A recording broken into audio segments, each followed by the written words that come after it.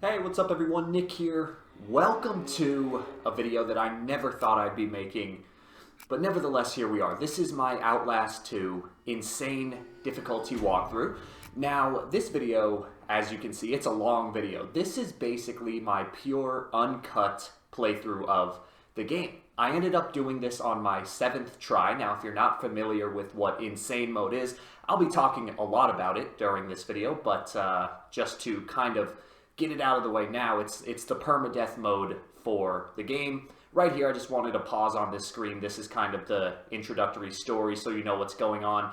But this is, like I said, my pure uncut playthrough of the game. So this is going to be the entire game from start to finish. All of the cutscenes included, but if you're new to the channel, as usual, I won't talk during the cutscenes. We're going to start off with about a 2 or 3 minute cutscene, and then we're really going to dive into the gameplay, and I'll talk a lot about the game, the mechanics, and my overall review. Please, Blake. Where are you? I'm scared.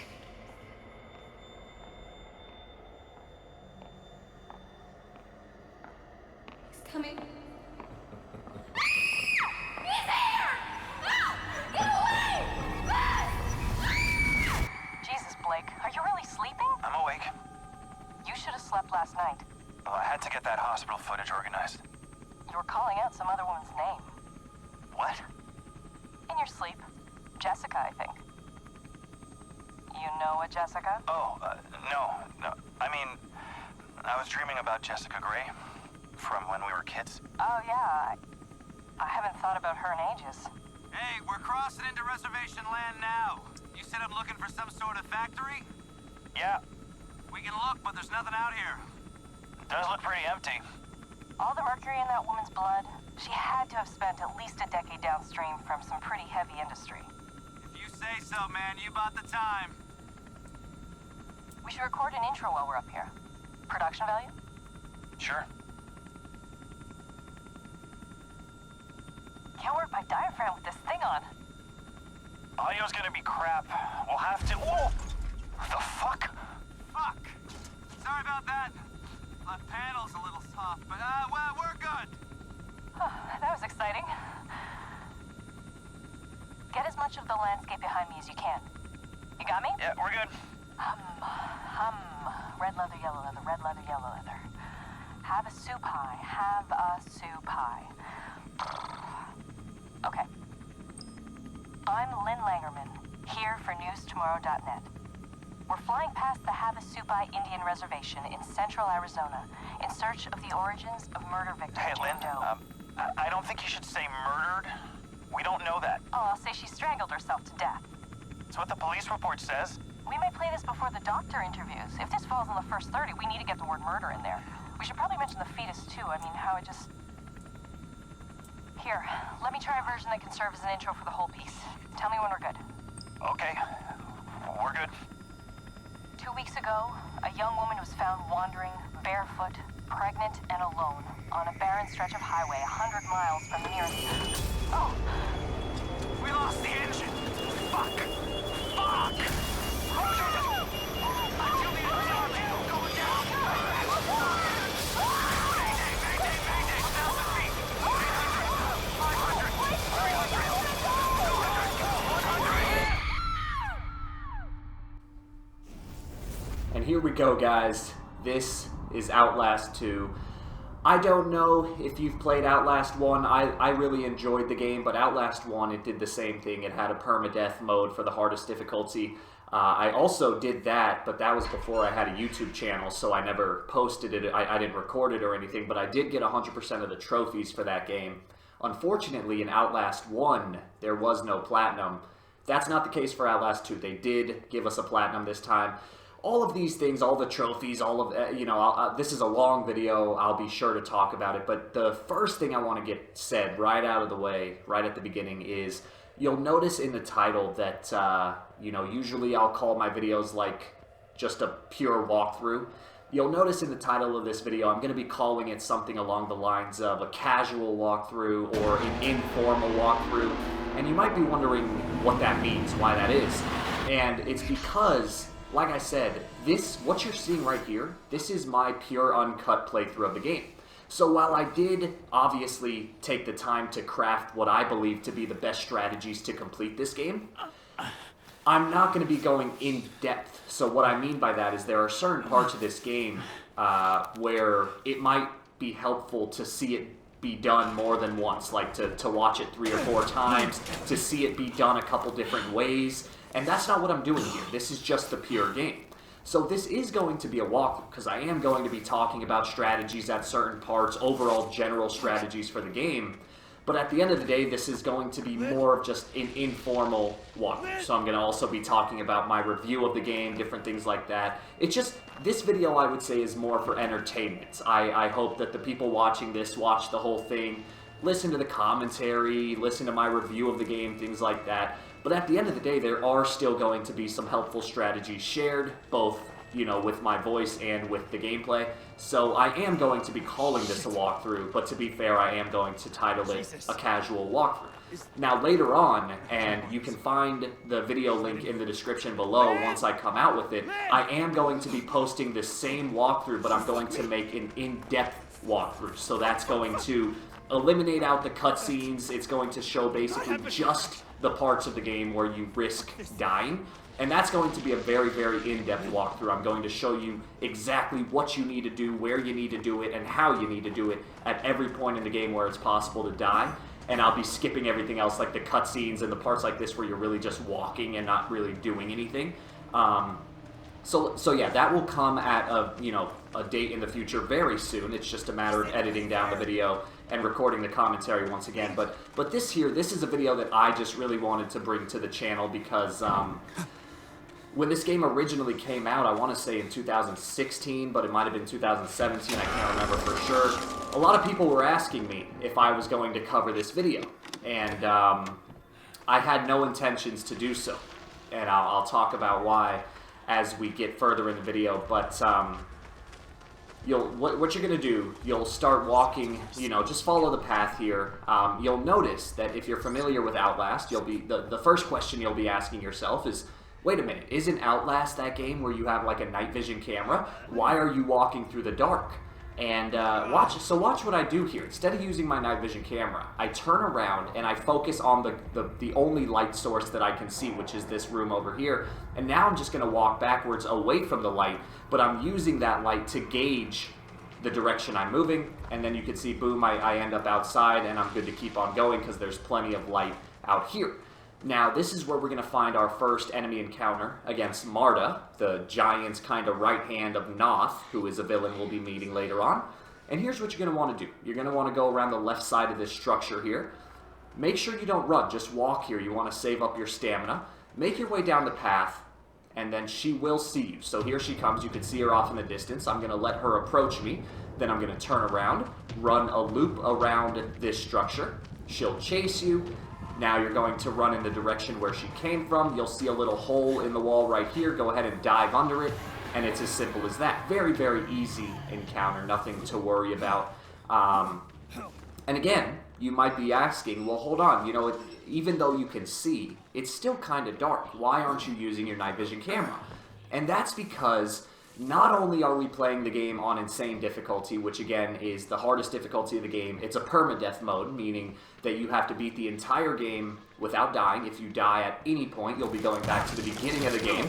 And, if you play this game somewhat flawlessly, it's going to take you about 2 to 3 hours, I would say. So you'll see this takes me 2 hours and 40 minutes, but that's including all of the cutscenes.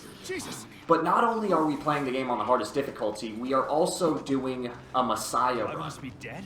Now what you're going to do here is you're going to go through this door and you're just going to get ready to sprint. So watch what I do here. I open the door, I turn to the right, and I just start sprinting. And when I turn this corner, notice how I turn the corner very widely. So right here, because there's a guy right there on the left, if you turn the corner wide enough, you'll just run right past him.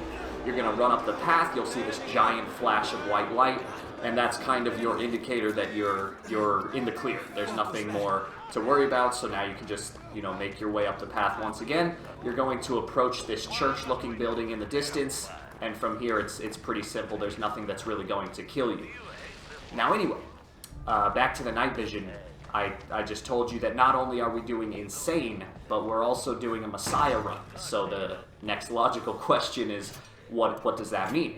Well, Messiah is the name of a trophy, probably the hardest trophy in the game. And what you have to do is you not only have to beat the game on insane difficulty, you have to do it without using a whole battery in the night vision camera.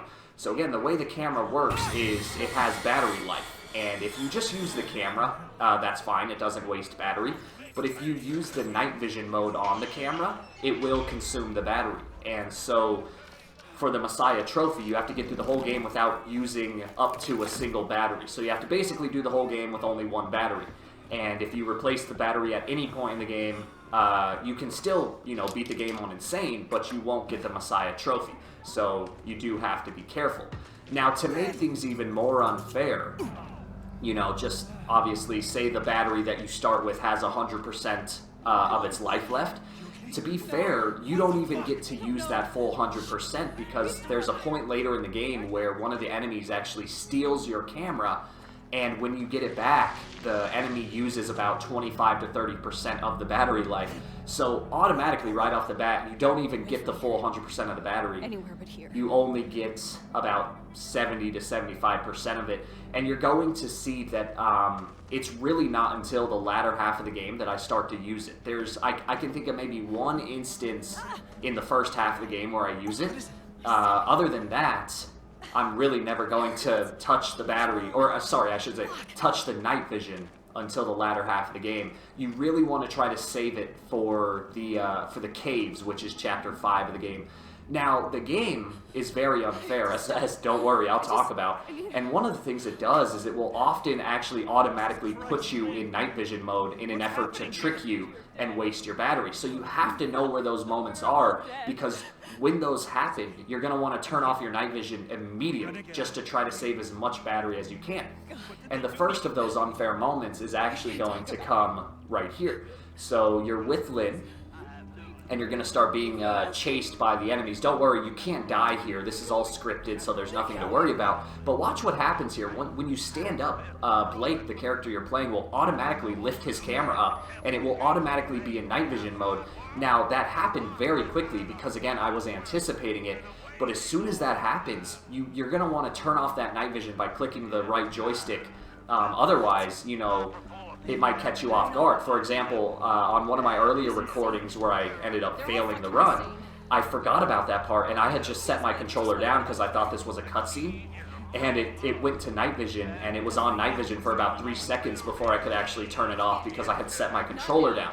So you have to be aware of those moments. You have to be ready for them so that you can turn off that night vision immediately. But anyway, guys, go ahead and make your way down the path here, and you're going to witness another cutscene. Stay back! We'll be gentle. I swear to fucking Christ, the first person who touches me loses their eyes. God, no! God, no! God wants the child. God wants the child. Get off me! Get off me! God wants the child. Lynn! No, you... No! You motherfuckers! Get off me! You leave her alone! Leave her alone! Lynn! Lynn!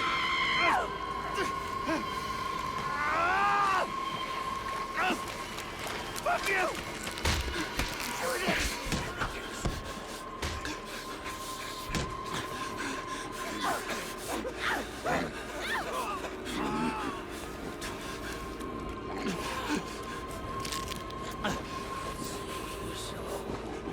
I've watched my father fuck your god to death.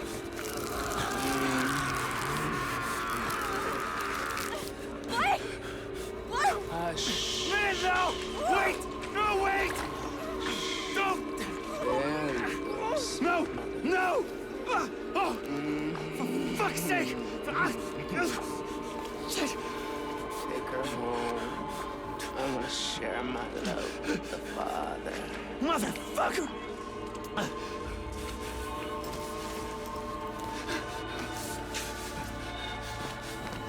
God doesn't love you. Not like I do.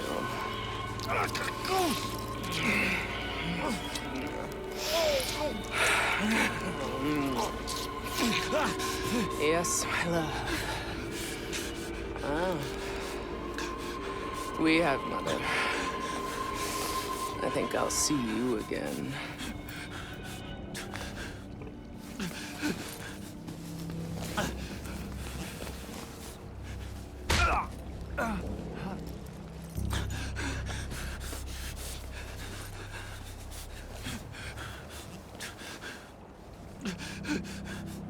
Oh shit! Lynn! Lynn! Alright, so now we were introduced to yet another villain of the game. However, we're really not going to see that character until later on, so you can kind of forget about them for the moment. Every chapter of the game kind of has its own villain. The villain in this chapter 1 is Marta, who is the giant woman that we saw earlier that was chasing us. We'll be seeing her quite a bit coming up. But what you're going to want to do here is hop in this building. Sometimes there's a bandage right there, so you'll pick it up if there is one.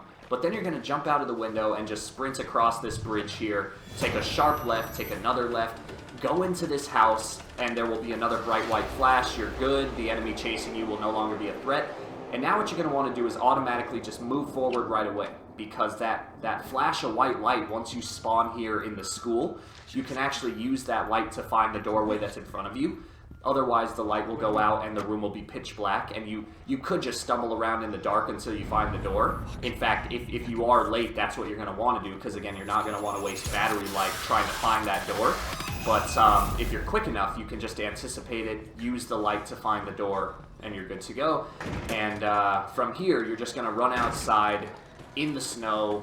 You're going to go through a gate, and that will automatically bring you back to the game. Now, once that happens, we're going to be introduced to yet again another character. We're going to have to witness another cutscene, and then we'll be jumping into a very, very long stretch of gameplay. So here we go. We're done with the school section. We're about to meet a character named Ethan.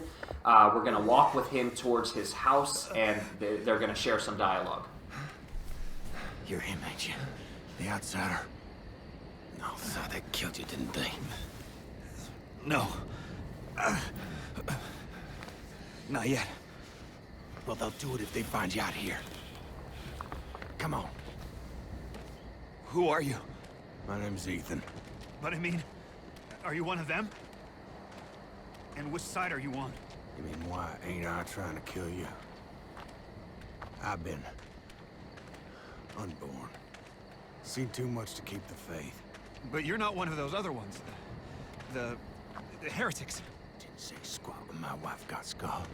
Had to get cast out. Didn't complain when nah. Pressed himself on my Anna Lee. And she not but 15. I'm sorry. But when he said my grandson, the baby he put in her, was my the Antichrist, and I had to slit her belly and kill the child.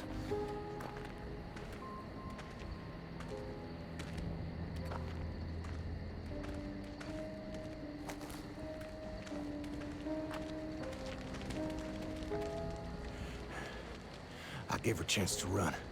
Spun them idiots some stories. I've been gifted with talk my whole life. You probably noticed. Jane Doe. Sorry? Your daughter. She was 8 months pregnant. Blonde hair, cut like a boy's. Yeah. What do you know? You seen her? It's why we came here. Is she all right? Please, mister, just tell me she's okay. She's fine. Oh, thank God. Oh, thank God. And God bless you. Come on. Alright guys, so follow Ethan into his house. You'll see that Blake, he took a shot to the head. So we're actually going to go downstairs. This is where we're going to get a bandage. You're not going to have to use it, but you are going to get to pick it up, which is nice. And then you're going to take a rest, and that's going to bring us to kind of a long piece of dialogue, but I'm not going to be treating it as a cutscene. So you're going to pick up that bandage there. Now, if you were able to get that bandage earlier, you'll have 2 at the moment. If not, then obviously you'll only have 1. It's really odd because some of the bandages are always there, but sometimes the bandages are random. Sometimes they're there, sometimes they're not. I'll try to point out when they are random and when they are certain. So that bandage I picked up right there, that one's certain. You'll always be able to get that. The first one, however, that was random, and so you'll see that it wasn't there for me, but it might very well be there for you. So if it is there, obviously pick it up, because those bandages, they're very helpful, as you can imagine. Those are what heal you if you happen to take a hit of damage. Now, right here, you're going to wake up in Ethan's little cellar, and you can hear up above this voice. So that's Marta, and she's up there kind of tormenting Ethan. She's going to end up killing him. Now, I'm just going to stand here. You know, you could actually look up through the floorboards and watch this little exchange occur, but like I said, this is my 7th time doing this. This is my 7th attempt at the Messiah run, and at this point I was just sick of it. I was sick of the cutscenes, so I didn't focus on them. I'm just going to basically stand here and listen, because that's all you can really do. So I do apologize that you're not actually able to see what's going on, but like I said, you know, this is a permadeath mode. This is my 7th attempt at it, and I was just not having it with the cutscenes anymore. And that's actually going to kind of bring me to my next point that I want to talk about very briefly, because we're about to move on to some difficult gameplay. Outlast 2, permadeath is never a good idea. I've said it before, I'll say it again. Permadeath is never a good idea. All permadeath is developers being too lazy to create an actual challenging hardest difficulty. Because I've talked about this in the past, making a hardest difficulty, it's a hard thing to do. It's really hard to find that balance between making something very difficult, but at the same time still enjoyable and doable. And as always, my best example is the Evil Within. Evil Within 1 on Akumu difficulty is one of the best things ever done in a video game. It's a fantastic difficulty setting, but then Evil Within 2 comes along. They abandoned Akumu mode. They went for a permadeath mode, kind of a permadeath mode. You're able to save the game 7 times, but it still has that permadeath feature, and it was awful. It was just terrible. And you know, I've done permadeath in the past. I did a walkthrough for Evil Within 2. I have a walkthrough for Little Nightmares on Hard to the Core. So I'm no stranger to permadeath. I think it's a terrible thing to do. I think all it is developers being lazy. They don't want to make a hardest difficulty that's actually legitimate. So they say, oh, let's just throw in a permadeath mode. And it's absolute bullshit. And it's no different with this game here. So the problem is, and I want to get this out of the way, I hate everything about this mode. I hate insane difficulty. I hate the Messiah trophy. I hate permadeath. But I do want to be fair and say that Outlast 2 is a good game. I do like this game. It's just the setting that I really disagree with. Now right here, what you're going to want to do is make sure your stamina is up to par. So you'll notice I stopped sprinting. I'm just going to walk down this path here. You're going to want to build up your stamina because we're about to make a run for it. So what you're going to do, slide under this fence here, and now you're just going to sprint. So sprint through the cornfield, follow this path. You're going to take a right here, follow this path, and at the end of the path, you'll see a guy emerging from the cornfield. But by the time he's even able to register what's running at him, you're going to jump over the fence, and you're good to go. Very, very easy, and that's actually a strategy that you're going to see me do at numerous points in this game. In this game, there's a lot of points where the game kind of expects you to be patient. Like right there, you know, your first instinct might be to hide in the cornfield, you know, make your way through slowly, dodging the enemies. But in all reality, it's actually easier to just sprint through the entire section, and that's going to be true for a lot of occurrences in this game. Now right here, you're going to enter the barn. You're going to go to the right side, and you're going to see this truck right here. And I'm actually going to crouch under the truck. And once you move up a little ways, there's going to be 2 enemies that spawn with flashlights. And they're going to patrol the barn for a couple seconds, and we're just going to wait this out. We're just going to let them look around. Eventually they're going to leave, and then we're going to be able to carry on.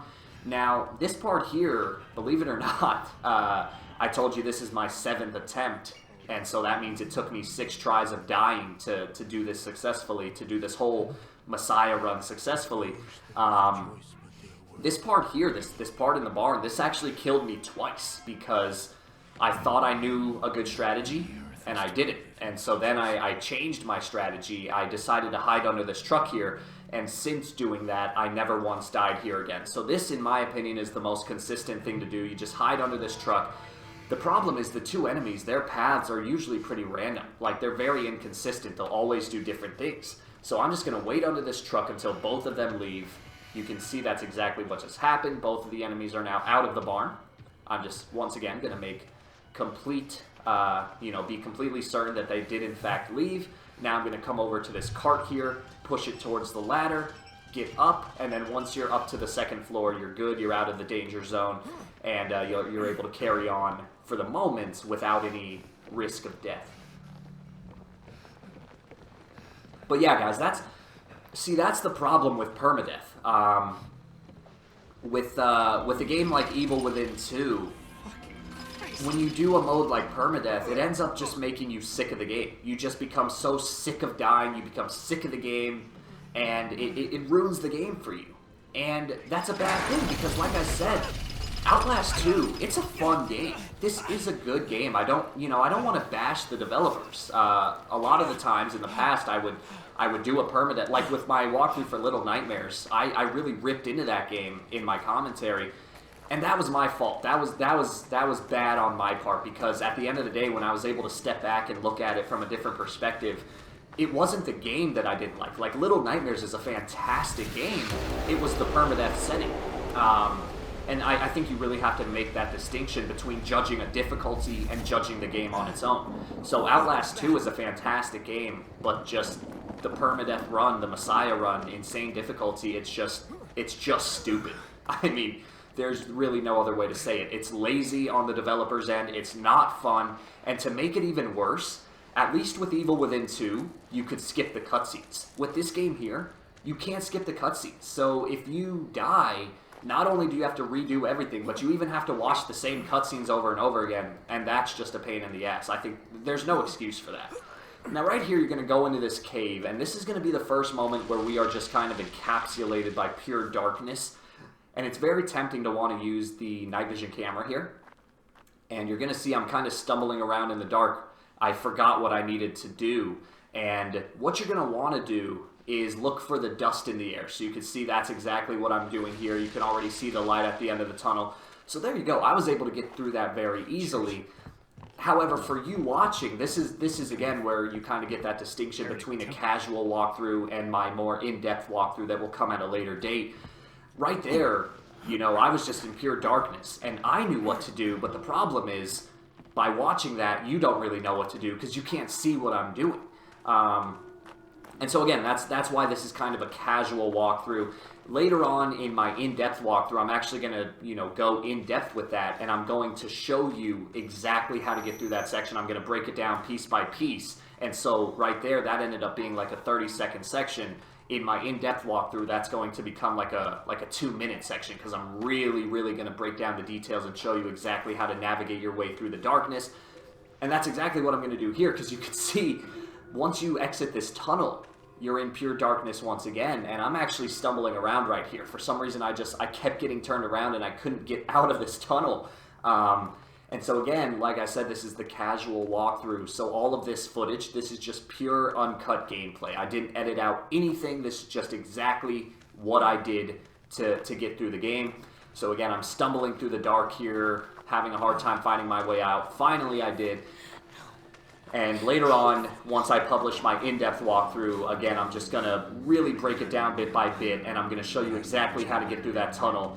What I'm going to do is I'm actually going to record it on a lower difficulty, and I'm just going to go through it with the night vision camera so that you can actually see how the tunnel is laid out, and then I'm going to cut back to the insane difficulty, so you're going to basically see it two ways. You're going to see it done with night vision on, and then you're going to see it done on insane in pure darkness, and hopefully in that in-depth walkthrough you'll really be able to navigate those areas flawlessly based on what you see in that walkthrough. But again, this is just a casual walkthrough, pure uncut gameplay, more on the side of entertainment, but still, I am going to be offering some strategies and helpful pieces of advice.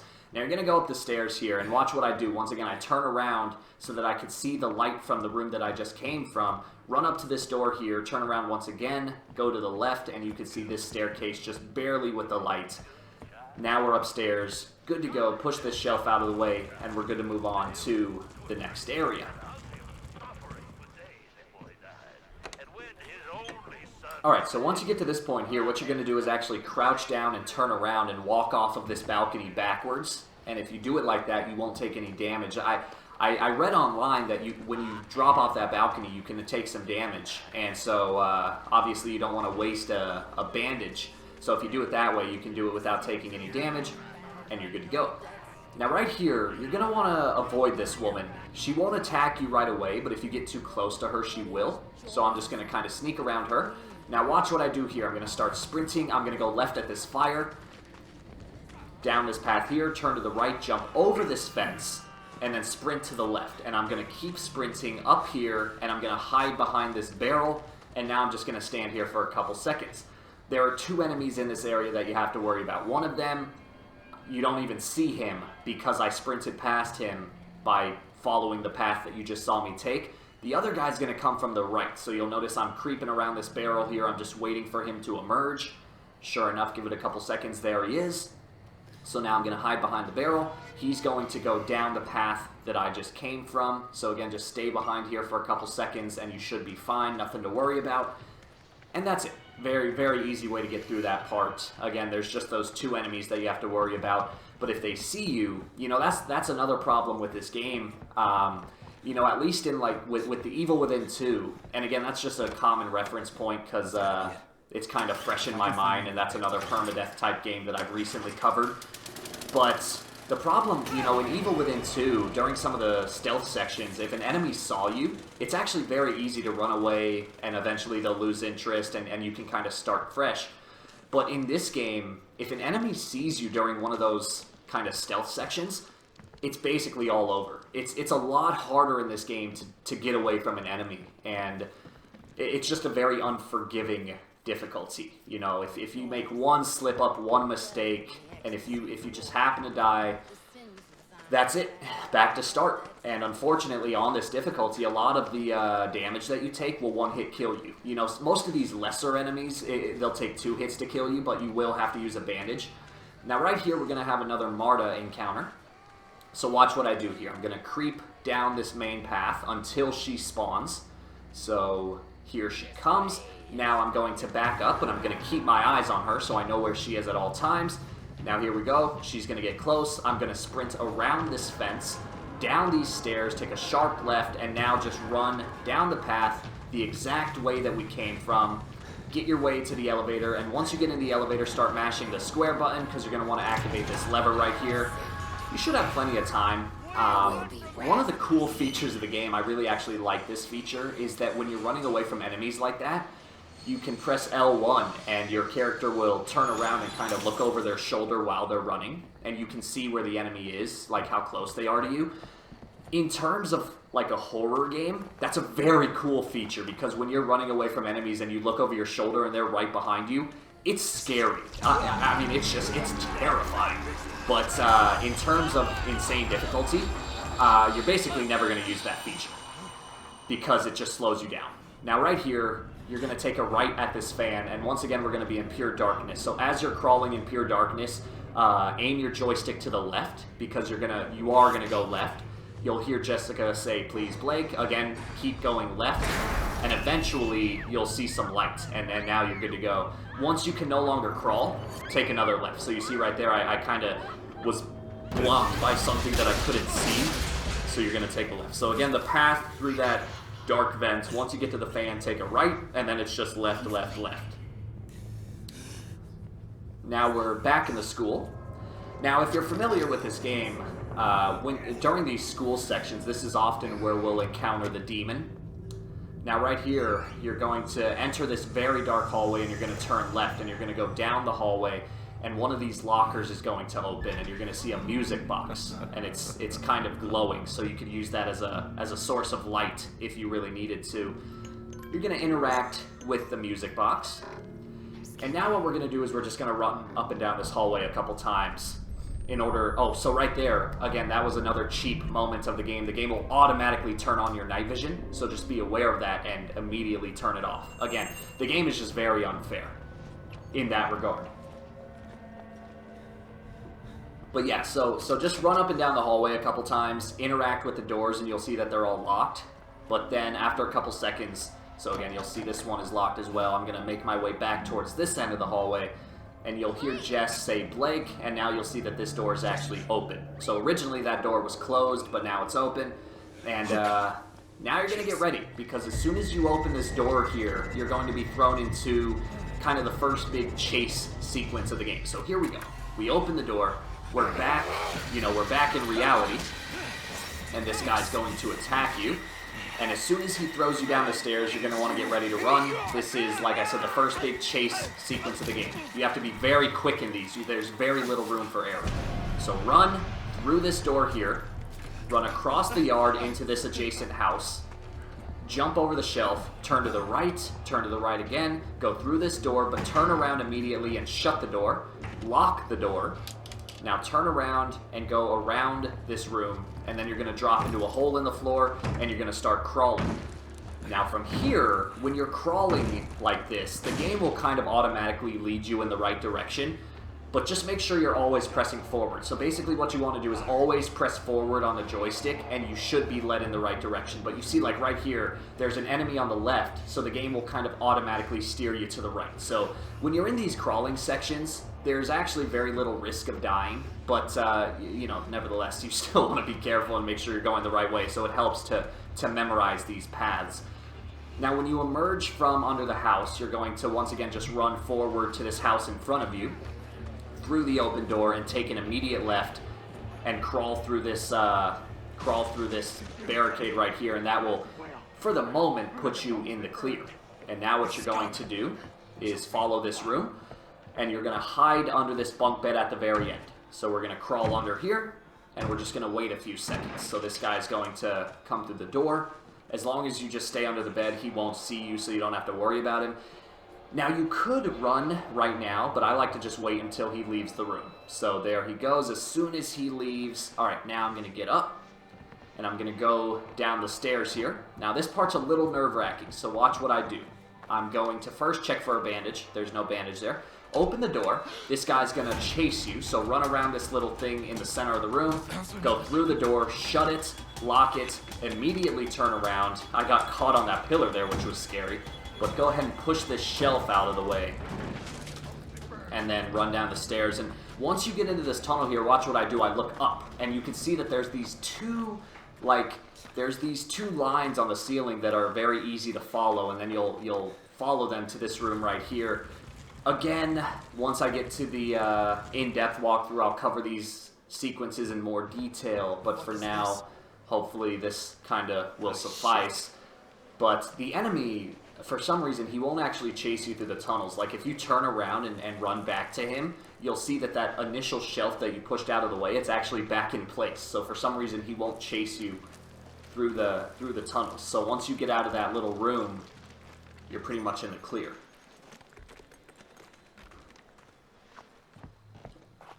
Alright, so for the moment, we're done with the chase sequence, but we're not out of the woods yet. So we're about to get back into it. So watch what happens here. I'm going to go up the stairs, go around this room. You'll see this door in the dark, and as soon as you open this door, the second half of the chase will begin. So run up to the window, take a left, and then run up these stairs here.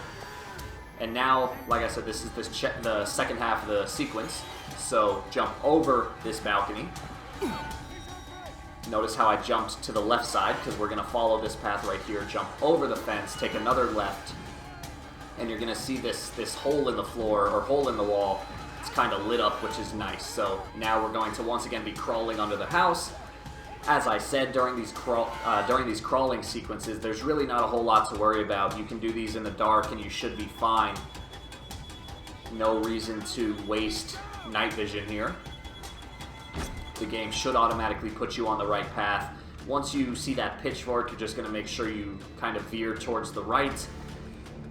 And now this part here, this is probably the most nerve-wracking part of the chase. So after you emerge, you're going to run and jump through this window, immediately look down at the floor, and start pressing the square button, because you're going to break this floor from underneath you. It's going to take 3 stomps. Break it, hold circle to crouch down, and now just crawl under the structure once again. Once you're out, run up the path here. You're going to see a little window on the floor. Run up to it, Press square once again, get inside, and there you go. The chase sequence is now over. You are completely out of the woods in that regard. Now right here, I'm just going to trip through the darkness once again, but once you get to this window, take a right. You'll be prompted to open these doors, and now we're in kind of like the schoolhouse. Or I guess it is the schoolhouse. And then you're going to make your way upstairs. Now, we're going to drop off this balcony here, and I've tried to do this one time, and only one time I was able to do this without taking any damage, but more often than not, you're going to take damage when you fall down, and so that's when you're just going to use the bandage to heal yourself. Now, the good news is I'm going to show you where you can find another bandage, and this one is always there. It's always been there for me. It's not a random bandage. So even though you had to use a bandage right there, that's okay. We're about to get another one. Alright, so you can see Marta in front of you behind that fence there. This is another Marta sequence. This is probably the most nerve-wracking one. This is the notorious cart push, and I am very proud to say that I have come up with a strategy for this that it should be 100% foolproof. I have never once I crafted this strategy, I've never died during this section, and I'm very happy because this is a tough part. So watch what I do. It's very easy, very, very easy once you learn how to do it. So you're going to push the cart as far as you can. And Marta, she's going to spawn in front of you. So once she spawns in front of you, let go, turn around, and dive through this hole in the fence here. And just stand there for a couple seconds. She's going to run to the left. So make sure she leaves. So there she goes, she's gone. Now we're going to run up to the cart once again and push it for a second time. Now she's going to break a hole in the fence to the right. Once she does that, immediately just turn around once again, crawl through the fence, and now watch what I do here. I'm going to crouch, stand in the center of the fence. She's going to come at me from the right. I'm going to go to the left and go back a little bit so she can't grab me. Now she's going to run to the left. I'm going to do the same thing. I'm going to stand here, but now I'm going to go up, and I'm going to look through this little gap in the fence here, and you can see that she just ran up. Now I'm going to stand here, wait until she goes back to the left, so watch this. Here she goes. Once she goes in that direction, you're going to turn around, run through this hole in the fence that she just broke for us, and now you're going to go back to pushing the cart for a third time. Push it as far as you can. You're going to hear her yell at you once again. Now what you're going to do is run to the front end of this cart. You're going to wait for her to chase you.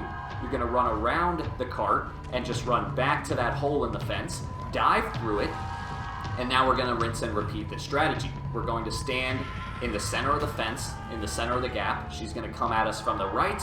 We're going to go left and back.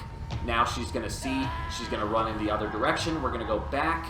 We're going to wait. Now we're going to go to the right and we're going to go up, look through this little gap in the fence. There she goes. Now once again, she's going to run to the right, wait for her to go in that direction. Now run back through this hole in the fence and begin pushing the cart once again.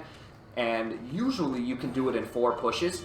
If she happens to spawn once again, just rinse and repeat that same exact strategy. Otherwise, you can see here, I was able to get through the section with only 4 pushes of the cart, which is pretty consistent. That happened for me almost every time.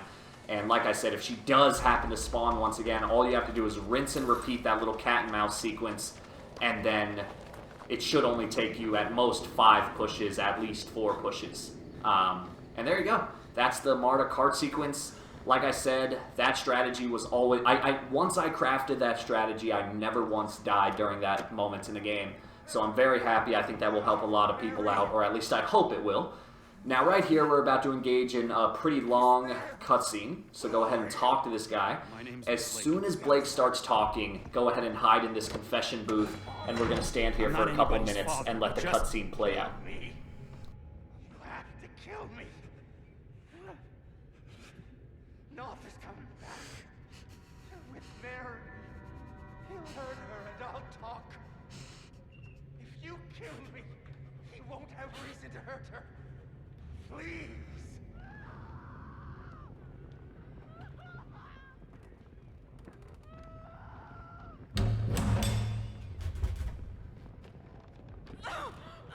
We found her, Lizette. Trying to flee amongst the skulls. Not the actions of a woman unburdened by an immaculate conscience. Mary? Oh, God. Answer your yoke mate, honey. He can't see you.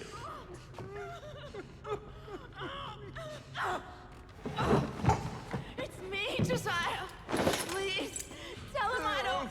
Let her go! Oh God, Mary, I'm sorry. I didn't want... God hates vanity. So do I. The outsider woman has this world's destruction in her womb. But Val and his apostates stole away the unborn enemy.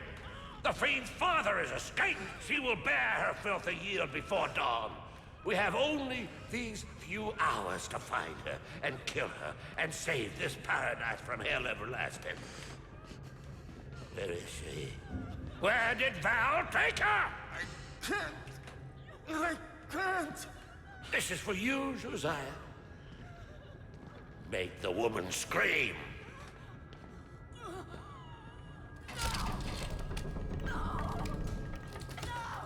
Where's the woman? The womb that harbors the Antichrist! Strengthen the rebellious angel. For the child unborn, I have no fear.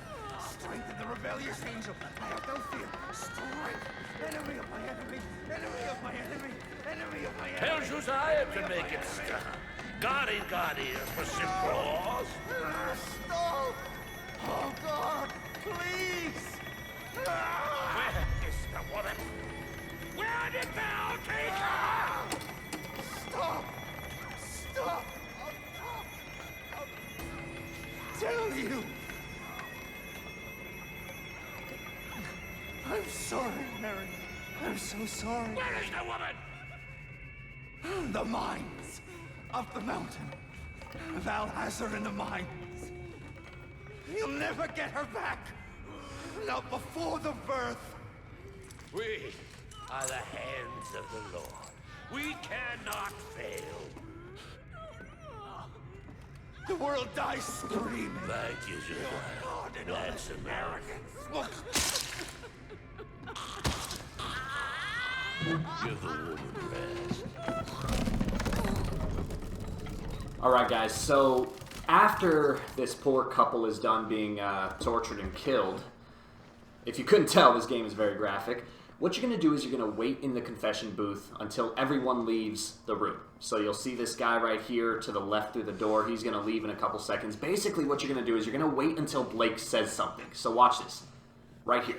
So he talks. As soon as he's done with that sentence, exit the confession booth, turn to the left, and start running. And we're just going to run down the path, and you're going to follow exactly what I do here. Now, this is very odd, because before, so there are a lot of people on YouTube who have done walkthroughs for this before the patch and after the patch. And before the patch, there was a really hard chase sequence here, but you could see that right here, no one is chasing me. And never in any of my attempts of this did anyone ever chase me in that part. So I'm not really sure what to say. I don't think there's a chase sequence there, but for some reason people say there's a chase sequence there, but I have never once been chased during that part. So I really don't know what to say in regards to that. All I can say that is if there is a chase sequence, maybe it has to do with the point where I'm leaving. And that's why I said you want to leave as soon as Blake finishes his first sentence, because that's what I've always done, and I have never once had a chase sequence there. So, I don't know, take that with a grain of salt. Yeah, it's odd, because everyone seems to say that there's a really hard chase sequence there. And I know that before the patch there was, but now I don't think there is. And so you should be able to get through that pretty easily. Now right here, this is a very nerve-wracking part, but it ends up being pretty simple with this strategy. So what you're going to do is we're going to come to another cornfield, and I've seen a lot of different YouTubers say a lot of different things. I'm going to show you what I do. Is this the best strategy? I don't know, but I can tell you that I have never once died doing this strategy. So I'm going to go around the right side of the cornfield. So I'm going to go to the very right border. You can see there's actually a little nice path carved out for us here. And I'm just going to stick to this fence. So watch. Now I'm going to enter the corn. And I'm just going to stay along this right border here. And that's all I'm going to do. I'm just going to walk as far right as you can until the end of the cornfield.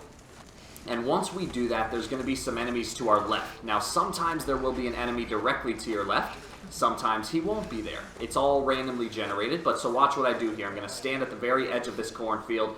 There was no enemy, so now I'm going to hop over the fence and make my way up this path here. And you're able to see that I'm able to do it without being chased. I'm going to go through this door here, shut it, and just to be safe, I'll also lock it. Now, if there was an enemy there, you can hide in the cornfield until he goes away, but say he happens to see you. If he happens to see you, he's going to start chasing you, and he's going to chase you through this door here, and you're still going to want to turn around and lock it. But if he does chase you, what you're going to do instead of going to grab that crank is you're going to run through this door here, and you're just going to hide until he goes away. Now, as you can see, if you do it without being chased, then you're going to just grab the crank right away. You're going to go through this door, you're going to go up the stairs, and you're going to use the crank to mess with this machinery here. Now, this part, again, is somewhat inconsistent. Sometimes the enemies will actually come into this area to investigate. Sometimes they won't. So what I'm going to recommend doing is run down the stairs and hide behind this cart for a couple seconds. If enemies start to come through this door, you're just going to hide behind the cart and then wait for them to kind of spread out, and then you're going to make a run for it. But you can see here no one was coming. So what you're going to do is just straight up crawl under this machinery here. Crawl, crawl, crawl, and then once you get through this door, turn to the left, sprint up the path, and then once you drop down this little hill, you're in the clear.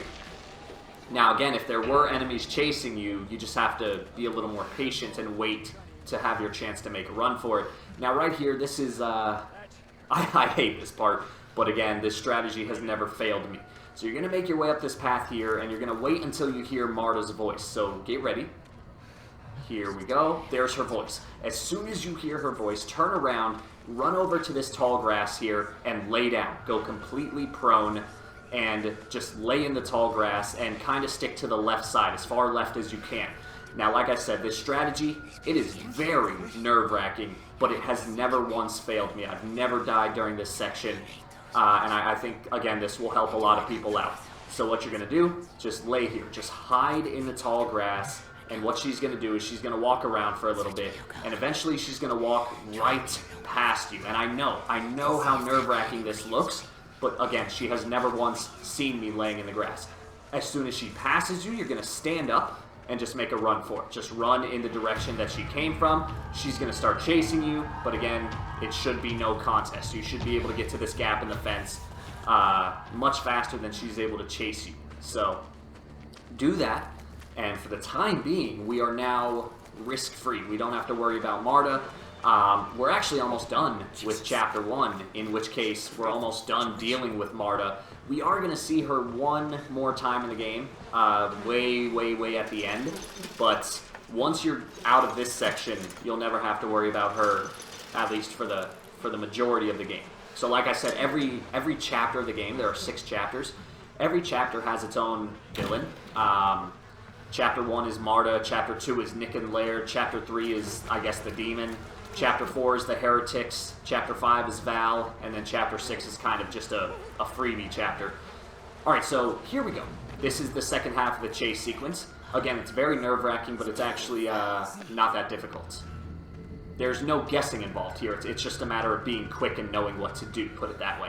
So, here we go. We're going to crawl through the fence. You saw Marta where she was standing, but she's actually going to be gone. So, just make your way down the path. You can see that she's no longer visible. Now, once you get through this gate here, just sprint. Run, run, run. Take a left. Take another left and squeeze through this hole in the wall right here. Now sprint. You have to sprint here. You have to be as fast as possible. There is no room for error. Attach the hook to this thing right here. Turn around. Run to this chain, and you're going to pull it twice. As soon as you're done pulling it, run and slide.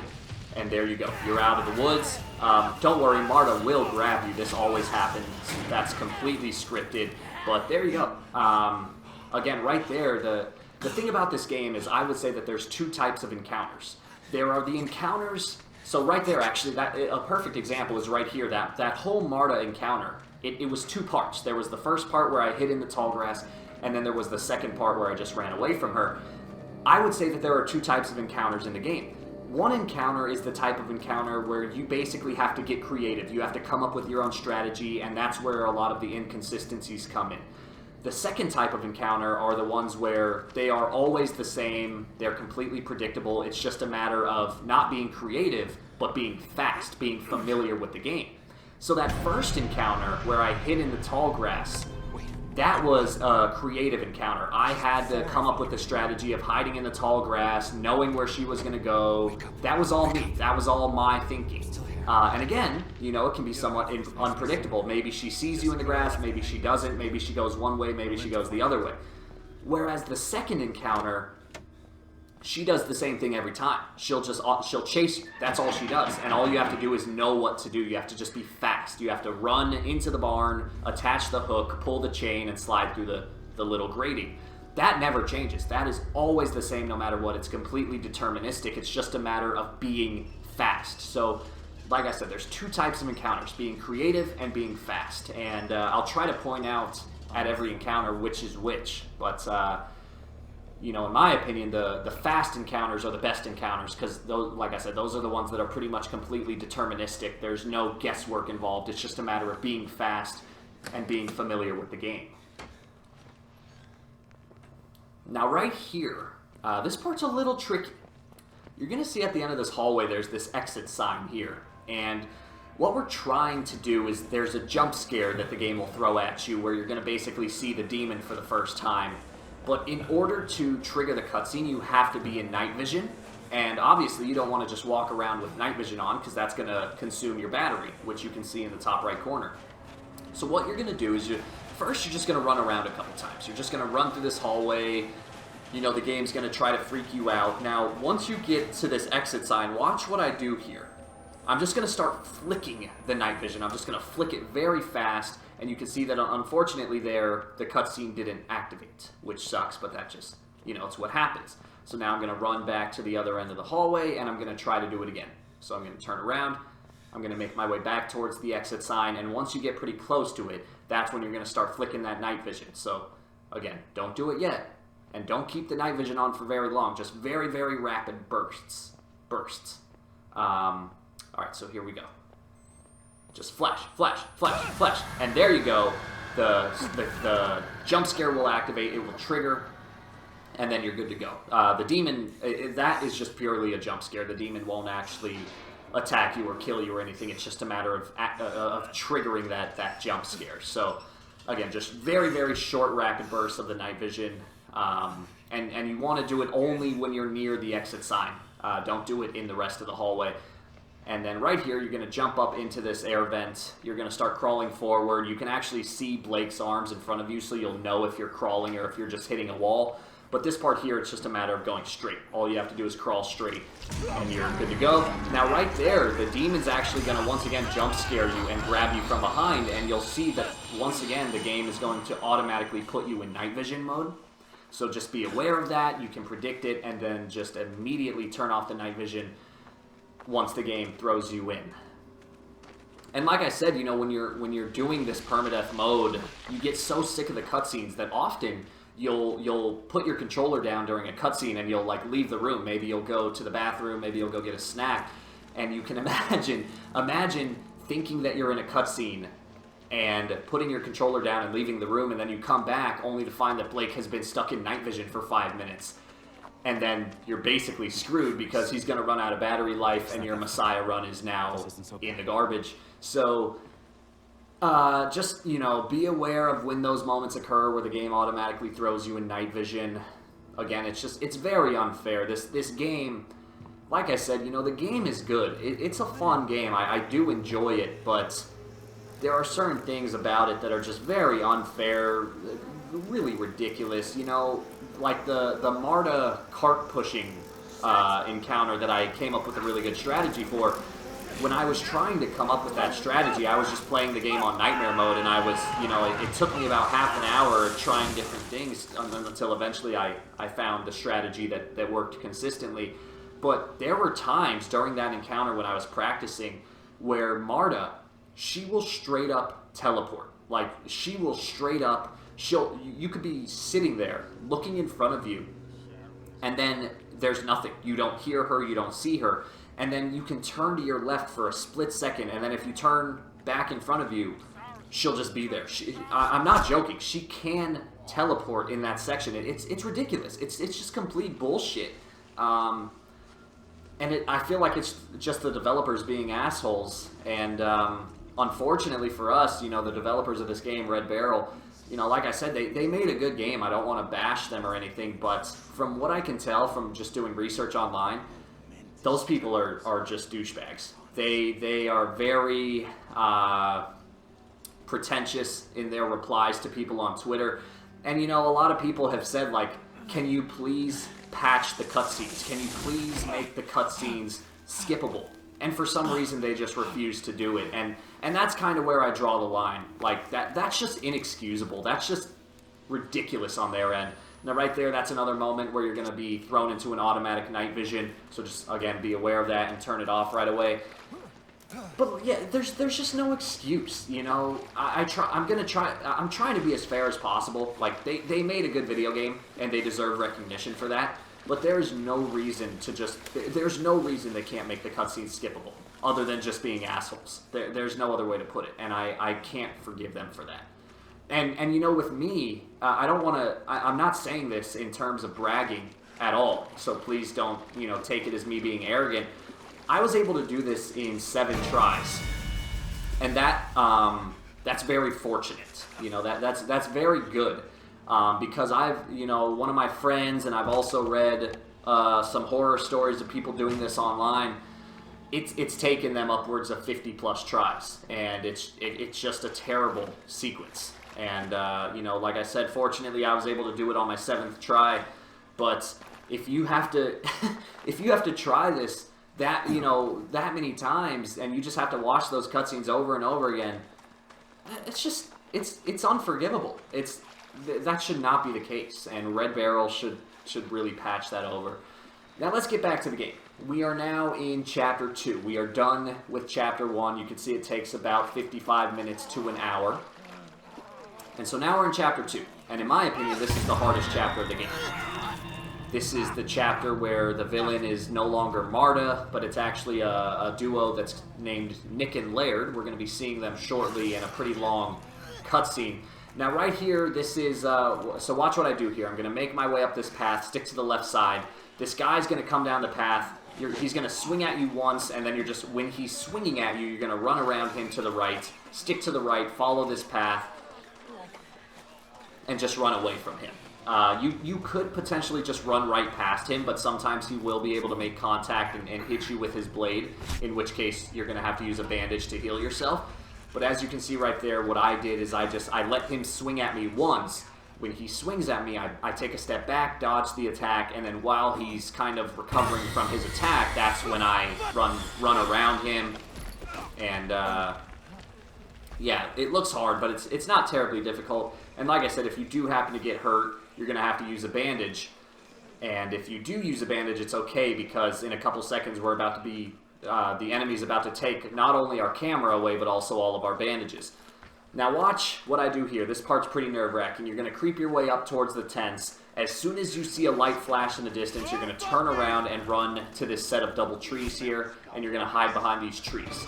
This is the first encounter with Nick and Laird. It's kind of like this giant with a little midget on his back, and he's shooting arrows at you.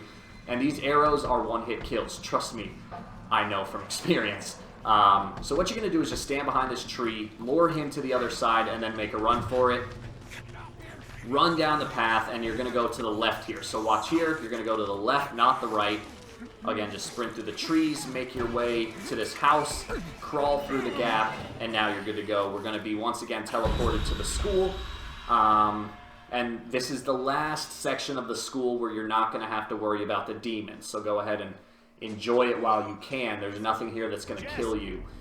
After this school section, we're going to see a pretty long cutscene that kind of formally introduces Nick and Laird. And you're also going to see a couple of these weird, like, frame rate issues. I don't know why. Those tended to happen with me the most in Chapter 2.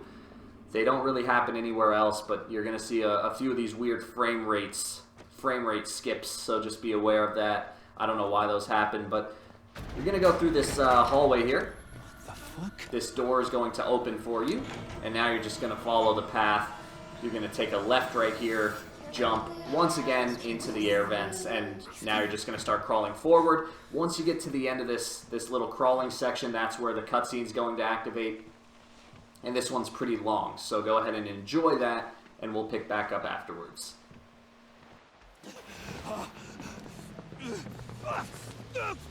No! No! Let go! Fuck! Give him to us! Let us have him! Fuck off! God damn it! No! Ah, praise God and his prophet now. Praise God. Forgive me, Lord, but I have to be sure. Open his mouth, Nick. Swallow that. There you go. God, please, let him be the one. He's unmarked. He is pure. He is the Skull Messiah. You half-wit dog's cunt! He ain't been transubstantiated yet. He ain't been born. First, we gotta get him on that cross.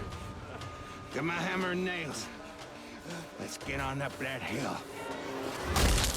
He will come born on locust wings, immaculate as a newborn. He will give us his gospel, the sacred words of his teaching. He will be nailed to a cross and die, and he will be buried. But he will rise again in more perfect flesh. We will eat of that flesh in holy communion and be healed of our physical sins. And we shall inherit this broken earth. See? We prepared everything. It's all ready for you. What? Don't do this! Please! Where is your gospel? You're supposed to have a gospel for us. To guide us in our salvation after the end. The gospel? The truth. Your guidance. I suffered a long time waiting on you. Well, old Nick, I guess we better put those nails in. Wait! Wait! Wait! Ah! Ah! Ah! Ah! Ah! Good, good. That wasn't so bad, was it? What's this? Nick, hand me that. Is that a camera? A record? Of course. How could I not see it? A modern Christ would use a camera, not a book. This is our gospel. How could I not have known? Lord, please forgive me for doubting you. There is no suffering that I do not deserve. I am a worm, festering wound.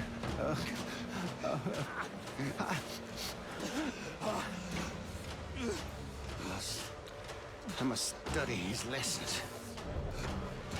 Drive the other nail in and hang him up. No! You are the light of the world. No! You are the light.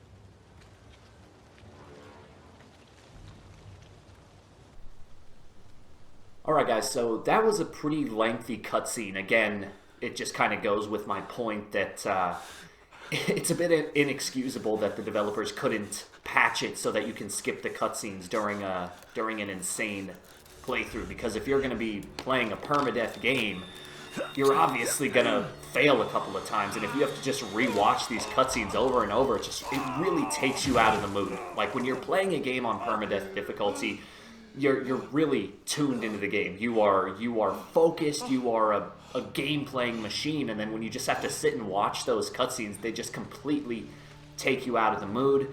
Nevertheless, you know, I always say this in my walkthroughs. It doesn't matter what I think of the game. It doesn't matter what I think of the developers. At the end of the day, the point of this video is to help you. And so let's just try to not focus on those negative things, and let's get back to the game. So right now you can tell that Blake, he's pretty damaged. Obviously, he was just crucified. You're going to want to crouch here. So first, make sure that the enemy that's pathing left, make sure he goes all the way left. And then you're just going to stay crouched. You're going to creep around the right side of this campfire here. And then in this tent, there's a bandage. This is kind of a mandatory bandage, because you'll notice that Blake is obviously pretty damaged right now. You can see the terrible wounds he has on his hands. So just bandage yourself. Again, make sure you stay crouched, because you can see there's actually an enemy right in front of Blake. He's sleeping by the campfire. Once you stand up, he is going to start chasing you. So here's what we're going to do. We're going to stay crouched. Now that we are nice and healed up, we're going to go ahead and creep around back to the left side of the campfire. You can see an opening ahead of us, and there's going to be an enemy sitting on this fallen tree. Now, you could do this a bit more stealthily, but what you're going to do instead is just sprint around the right side of this tent, jump up on this rock here, and then jump up on this one here, and now you are out of the clear. Now, I do want to make one little point, a very subtle point. When you're climbing those rocks, it sounds weird, but do it slowly, do it carefully, because if you try to climb those rocks while Blake is sprinting, a lot of the times Blake will just kind of like do this weird little sidestepping motion, and he won't actually climb up the rock. And if that happens more than once, then obviously that enemy that we just ran past can stand up and start chasing you and can catch up to you. Now right here, you can see there's an enemy off in the distance shining his flashlight, kind of just sweeping the area. Eventually, he's going to turn around and go investigate over there, and that's when you can make your move. You're just going to go ahead, watch what I do here, so you can see him over there. Go to the right side, down this lit path, and then there's going to be a rock on the side right here. You can see the blood marks that kind of indicate you're going to climb up it. You could actually run past that guy. Like, you don't have to sit there and crouch and wait for him to turn around. You can actually run past him, but it's just obviously a bit more risky, so I'll let you choose which approach you think is the best for that situation. And this is a really, at least in my opinion, this is a really annoying part of the game, and I'll explain why. But first, what you're going to do is you're going to hop down in the water here, wait a couple seconds, and then as soon as you see this light approaching, crouch down into the water, and you're just going to stay underwater for about 30 seconds. You'll have plenty of enough time, don't worry. You can see that Nick and Laird, they're actually over there talking. It's kind of useful to have the subtitles enabled right here, because you can hear, or you can see what they're saying, and you can make sure that you know they're going away. And obviously just focus on the light. So you'll see here the light is going to do one more sweep, and then it's just going to kind of abruptly turn off, and that's your indicator that you're good to move.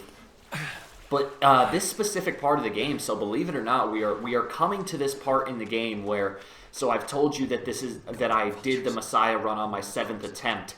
That means there was 6 times where I died.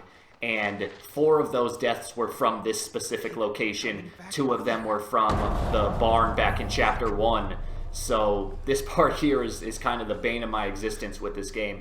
Now right here, we are actually going to have our first demon encounter where you can actually die. So watch what I do here. I'm going to creep down this hallway. You can see the light in front of me.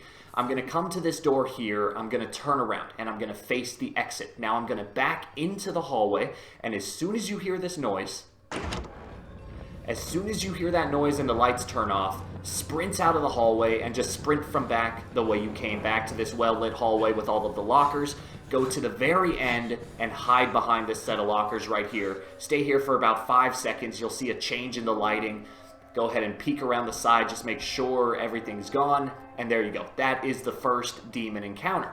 Or at least, you know, the first demon encounter which can kill you. However, in this specific section of the school, there are going to be 2 encounters. So now that we've had the first one, go ahead and answer the phone here. Hello? Hello? Oh, thank God you're alive. I need you to stay calm. We're going to get you help. We'll get you out of there. I want you to find a place to hide. Someplace safe, where you can remember the taste of her kiss when you felt her neck break, you diseased cocksucker.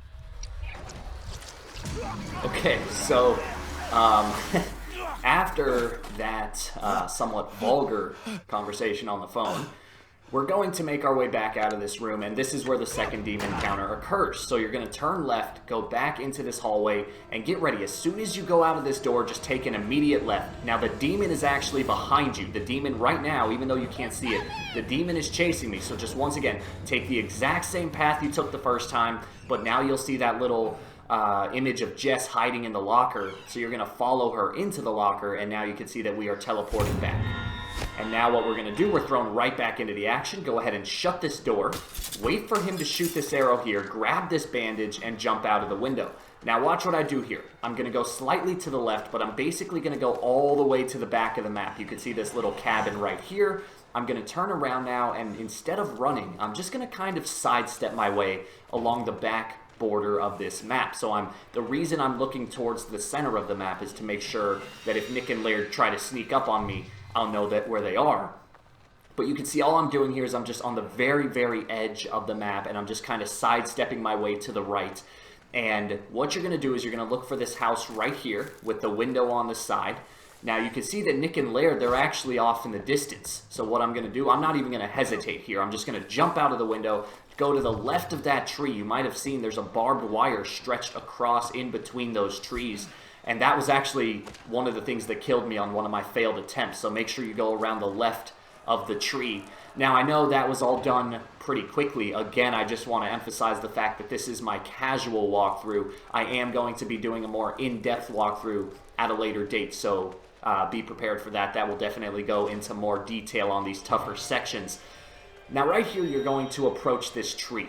And this is where I died, like, 4 of my 6 failed attempts. This part is just a nightmare because Nick and Laird are going to be shooting arrows at you with dead-on accuracy. As soon as you see that first arrow hit the tree, start sprinting. Get off of this tree as quickly as you can and hide behind this rock.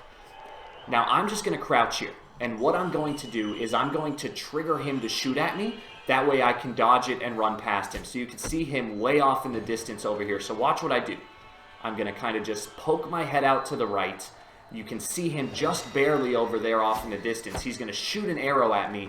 As soon as he shoots that arrow, I'm going to sprint for this next rock here. Now I'm going to do the same exact thing. I'm just going to peek my head around the side of this rock. I'm going to spot him. He's going to shoot an arrow at you, and you're going to take advantage of that, that shot arrow to make a run for it. So here we go. He's going to shoot. Now I'm going to make my run for it into this little area here. And for the moment, we are safe. Now here comes the next one. This one's a little different. I'm going to attempt to sprint through this one without stopping. So watch what I do here. I'm going to get ready, collect my stamina, and just start sprinting. Watch this though. I turn that corner too sharply, and this is the stupidest thing in the world, but I hit a cactus. So you can see this cactus in front of me. There's another one behind me, and I turned the corner too sharply, and I hit the cactus. And I just started, I panicked. You know, I'm not ashamed to admit it. I panicked here because, like I said, I died 4 times in this part, and I was just fed up with it. I was sick of this section, and I was so nervous that that one little cactus was going to get in the way of me doing this successfully. But you can see right there, I just waited a few seconds, made a run for it, hopped up the rocks, grabbed those bandages, and now walked off the back of this rock backwards. That will save you a little bit of time. This guy's going to start attacking you, so make sure you wiggle that right joystick back and forth, and then you're just going to run as fast as you can. Just sprint away from that guy. Again, maybe watch out for cacti on the sides of the path, but just run as fast as you can, slide down this ramp, and that will trigger yet again another short cutscene.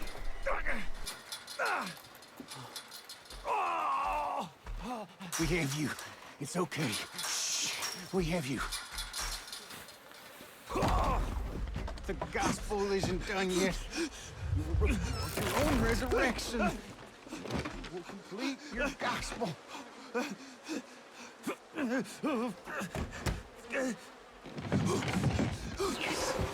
Yes, we return him to the way of sorrows. His tomb is waiting. Take him. When he rises, we all will have our communion.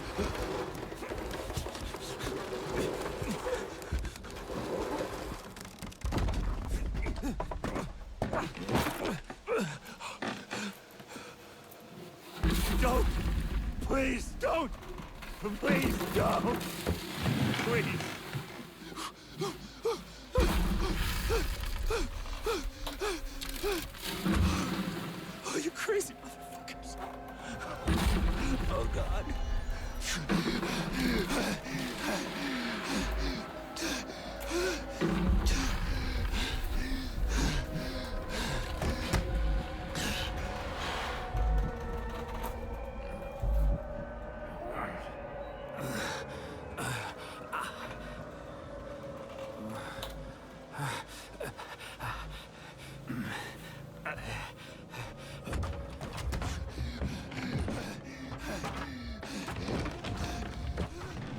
Alright guys, so you're going to regain control of Blake in this little coffin right here. So after being crucified, like the poor guy hasn't been through enough, they're going to bury him alive as well. And if you didn't watch the cutscene, that actually completes their little process. So they keep calling him the, what do they call him, the Messiah or something? Yeah, so their plan is to crucify him, bury him alive, and then eat him. So let's get out of here before that third and final step. Now right here, you're going to see some of these enemies in the grass. They're like these crawling black things. And you're just going to look out for them and dodge them. I know that's like pretty self-explanatory, but it's really not that difficult as long as you know they're there. And you see like right there, I just ran through that section. You couldn't even, I think you hardly even saw one of those things. Again, it's not necessarily easy, but if you expect it, you can look out for them, and it's definitely not one of the tougher sections. And again, just to emphasize, all of this is going to be covered in more detail later in my in-depth walkthrough. My plan for the in-depth walkthrough is I'm literally only going to be putting in parts of the game where you can die, and I'm going to be showing them like once or twice or 3 times over, and I'm even going to show you them each section on lower difficulties, so that you can see what they look like kind of at a slower pace with the night vision on, and then it will kind of transition into insane difficulty, so you can see how to do it, you know, in pure darkness on the hardest difficulty. Now right here, we're going to come to the rope retrieval section. This is a pretty difficult part, but I figured out a really good path. So what you're going to do is you're just going to sprint. You're going to sprint to the center of this map here. So watch, just follow the direction I go. You're going to see this house in the distance. Go around the right side. So this house that's on my left right now, go around the right side, run up this ramp, and just get up here as fast as you can. Now you can hear the music playing. So the enemies saw me, but I just ran through that part so fast that they weren't able to catch up to me, and they weren't able to follow me up this hill.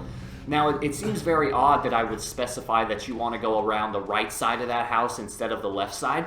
If you go around the left side, there is an enemy that will grab you, but he won't actually hurt you, so that's not the problem. The problem is right here. After you let down that tree, you're going to run over here and get the rope. And now watch what I do. I'm just going to sprint as fast as I can. Sprint around through this window here, go to the left side of this house, go past this log, and now there's going to be one enemy standing in your way. Just go around his right, and then just run down the path and get the hell out of there. Now, you saw that after you get the rope, Nick and Laird, they'll actually spawn in the area and start shooting arrows at you. And that's another one of those moments where when I first played the game, you know, my instincts took over, and I said, oh, you know, there's so many enemies in this area. Nick and Laird are now patrolling the area. The smart thing to do is to go patiently, you know, go slowly, hide, just move up inch by inch. And that, I think that's kind of the logical approach. But again, just like with the cornfield section earlier in the game, and just like with numerous other sections in this game, it turns out that when you're playing on Insane, the best thing to do is actually just to sprint through the entire part. So it's very odd. It's very odd in a sense that when you're playing a difficulty like this, it almost seems like the game rewards speedrunning tactics over actual logical, creative tactics. And it's interesting. It's an interesting dynamic. But there you go. Nick and Laird, you saw that they're dead. We are basically done with Chapter 2. We're now back in another... This is the last actual level of Chapter 2. This is another school flashback. I think it's called School Roof. There is going to be another demon encounter. There's actually going to be a... So, you know, the first couple school encounters, there was nothing to worry about. It was just more atmospheric. But now, pretty much everyone is going to have at least 1 or 2 demon encounters. So from here on out, every time we go to the school, things are going to get a bit more tense. All right, so here we go. You're going to go down these stairs here. You're going to see a door at the end of this hallway. And now you're going to come to a pretty well-lit stairwell. So watch what I do here. I'm going to save up my stamina. I'm going to make my way down these stairs. And once you get down this one right here, you're going to see the demon. The demon's going to start chasing you up these stairs. So here we go. Demon spawns. I'm going to kind of sidestep, shimmy up these stairs. And the demon is actually going to do something it's never done to me before. It's going to stop and scream at me. I just about shit my pants right there. It's going to start chasing me. What you're going to do when that happens, whether it chases you or not, you're going to lure it up the stairs, jump over that railing, and then run down the stairs. The demon is still chasing you until you get outside here. So make sure you get outside, shut that door, and for the moment you're in the clear, but once again there's going to be a second demon encounter coming up. But yeah, that part really scared me because the demon, usually it just slowly walks up the stairs, but that time it straight up stopped and screamed at me, and I actually screamed while I was playing. Like, I freaked out because I thought I was done for. Now right here it's really dark, but you're basically just going to turn around and you'll be prompted to open the door. So watch what I do here. I'm going to turn around and look at that light until I can kind of figure out where I am. Now right here you're going to be chased by the demon once again. So run down this hallway, turn to the right once you get to the end of the hallway, and there's a ladder right here, and that will bring you up to this kitchen area, and there you go. Now you're done with the demon, and you are done with Chapter 2. And so if you've reached this point in the game, you know, usually what I'll do in my walkthroughs is I'll come up with this idea of a turning point, which is like the point in the game where the hardest is now behind you. And that's this point right here. The game contains 6 chapters, chapters 1, 2, 3, 4, 5, and 6. And we are now done with chapters 1 and 2. Now this part here, this is just a bit more annoying than anything. You're going to be in pure darkness. What you're going to do is turn on the camera's microphone, and you're going to just try to find Jess in the dark. So you can see that, obviously, whenever the audio bars go up to the red, that's your indicator that you're close to her. And then you're just going to use the left and the right to figure out which way you need to turn. Just don't use your night vision here, obviously. Just be patient, and eventually it'll work. There's no real strategy here. Just use those audio bars. And so what I want to do is I just want to briefly kind of comment on the difficulty of the chapters. To kind of put it in perspective, I told you that it took me 6 failed attempts to do this. I did it on my 7th try. So of those 6 failed attempts, 2 of them I actually died in the barn way back in Chapter 1, and then 4 of them I died during that log crossing section in Chapter 2 where Nick and Laird were shooting arrows at you back where I ran into that little cactus. I died there 4 times, and so obviously 2 plus 4 equals 6, so that means that once I got to this point here, I beat it on my first try. After I got past Chapter 2, I never died. I never died in Chapter 3, I never died in Chapter 4, 5, or 6. And so I think that just kind of speaks to the difficulty. I would definitely say that chapters 1 and 2 are the hardest parts of the game. And that's not to say that chapters 3, 4, 5, and 6 are easy. Jess, are you there? You know, there are still going to be some difficult parts. It's a little jump scare right there. Once that happens, just turn around and you'll see the light showing the way you need to go. So right here, you'll be in pure blackness once again. Turn around, and you can now see the way to go.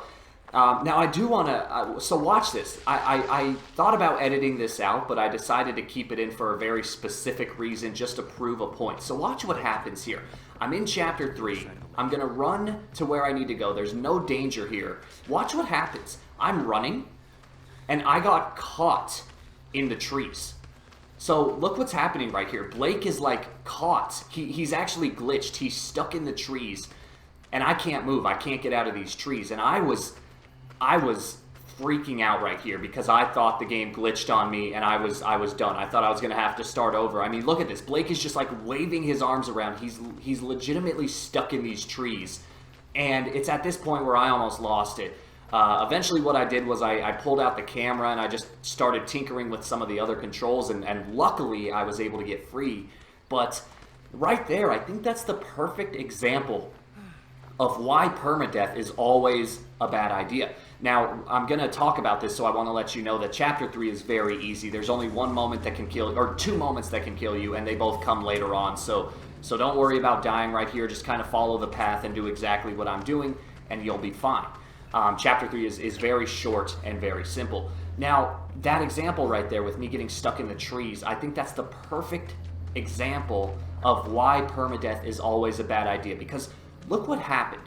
I have played the game pretty much flawlessly up to this point. I've done things exactly as I needed to do them, and that's what this difficulty demands. This challenge of Insane Messiah, this challenge demands that the gamer be perfect. And what happens there is I play the game flawlessly, and then the game glitches on me and gets me stuck in the trees. Now, luckily, I was able to recover and get out of those trees, but what if I hadn't?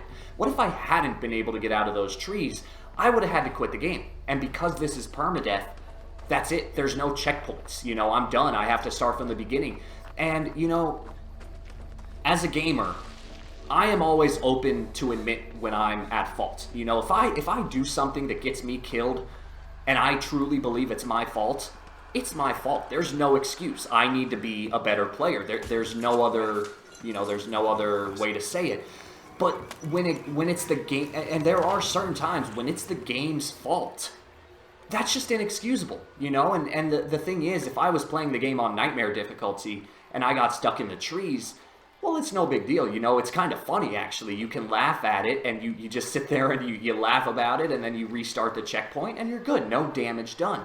But when you're playing on permadeath, and if the game glitches on you like that, it's just, it's inexcusable. There's no reason for it, and that's just why permadeath is a terrible idea, because games are not perfect. Little bugs like that do happen, and so for a game to demand that the player is perfect, but the game is not perfect itself, there's a problem there. It's fundamentally flawed, and that's why permadeath is just never a good idea. It is the lazy way out for a developer who doesn't want to take the time to craft an actual hardest difficulty that is a skill and a challenge for the gamer to complete. And I feel, you can tell, I feel very strongly about this. And you know, the thing is, with this game, it only took me, as I said, 7 tries. So really, it's not this game in particular that's making me so angry about permadeath. It's just permadeath in itself, because I've done other permadeath games. I've done Little Nightmares, I've done Evil Within 2, and Evil Within 2 was a really good example because on classic difficulty, my game crashed on me like 3 times. You know, I would get to the very end of a section and I would be about to save my game. And again, if you don't know Evil Within 2, it's well, I'm not going to get into it, but it's like, it does have permadeath features essentially, but you do get a limited number of saves. And there were times where my game would crash on me, and it's ridiculous because it's not your fault. It's the game's fault completely, yet you're the one being punished. And so the whole idea of permadeath is just fundamentally flawed to the core. I think it's a terrible idea, and unfortunately, you know, what are you going to do? You know, I guess, you know, most people, they don't really care about getting trophies, but for those of us that do, you play a game like Outlast 2 because you enjoy the game. Like I said, it's a really good game. Obviously, I don't like the permadeath feature, but the game itself, it's a good game. Outlast 2 is a fun and enjoyable game. So obviously you want to play the game because that's what we as gamers do. We like to play video games. But then if you're someone who cares about getting the trophies, and if you're presented with this just completely unfair challenge of doing an insane Messiah, whatever, permadeath mode, it's very frustrating because it feels like the game is punishing you in ways that just are not fair and in ways that you do not deserve to be punished. So yeah, I mean, that's all I'm pretty much going to say on the matter. This is kind of the one time in the game where I wanted to make sure I got out any angers and frustrations I have against the Messiah insane difficulty playthrough of this game, because we're already like halfway through Chapter 3. As I said, Chapter 3 is really simple. Chapters 4 and 5, I don't think they're necessarily difficult, but there is a lot going on. Like, there's a lot of moments, basically the whole chapters are moments where you can die. So, you know, as before, like with Chapters 1 and 2, there's a lot of filler stuff going on where you can't actually die. Chapters 4 and 5 aren't really like that. Chapters 4 and 5, you're pretty much at risk of dying the entire time. So I wanted to make sure to get all the aside commentary out now, because once we get a little later in the game, things are going to take a turn for the worse. Now right here, this always happens, so don't worry about this. You just got to mash the square button. You'll notice I'm about an hour and 35 minutes in. This total video, I think it comes out to like 2 hours and 40 minutes. So we have about an hour of gameplay left. Of course, some of that is going to be little cutscenes here and there, but the majority of it is actually going to be gameplay. And so I will take this brief opportunity to kind of pose a question for you guys. First off, you know, as always, I love to know what you're thinking in the comments down below. what you think of the walkthrough, what you think of the game itself, what you think of, if you've done it for yourself, what you think of insane difficulty, and what you think of the Messiah trophy. Yeah, I always love to know what you guys think. I love to talk about these games in the comments, anything like that. You know, what were your favorite parts of the game? What were your least favorite parts of the game?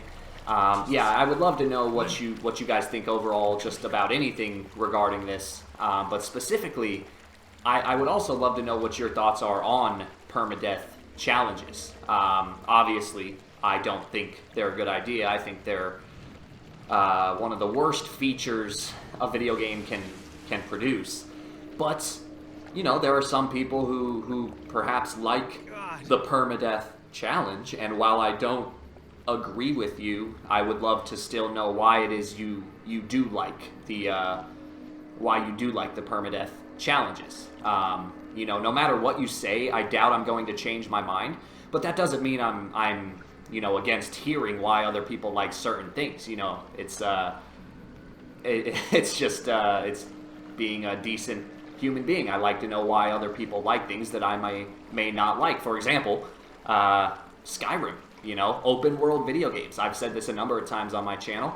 I'm not a fan of open world video games. I don't necessarily think that, you know, I don't think that people who enjoy open world games are stupid. I like to know why they like open world games, but just for myself, I don't care for that type of video game. So yeah, obviously, you know, I said I hate permadeath difficulty, but if you do like permadeath, I would love to hear why in the comments. So feel free to drop a comment down below.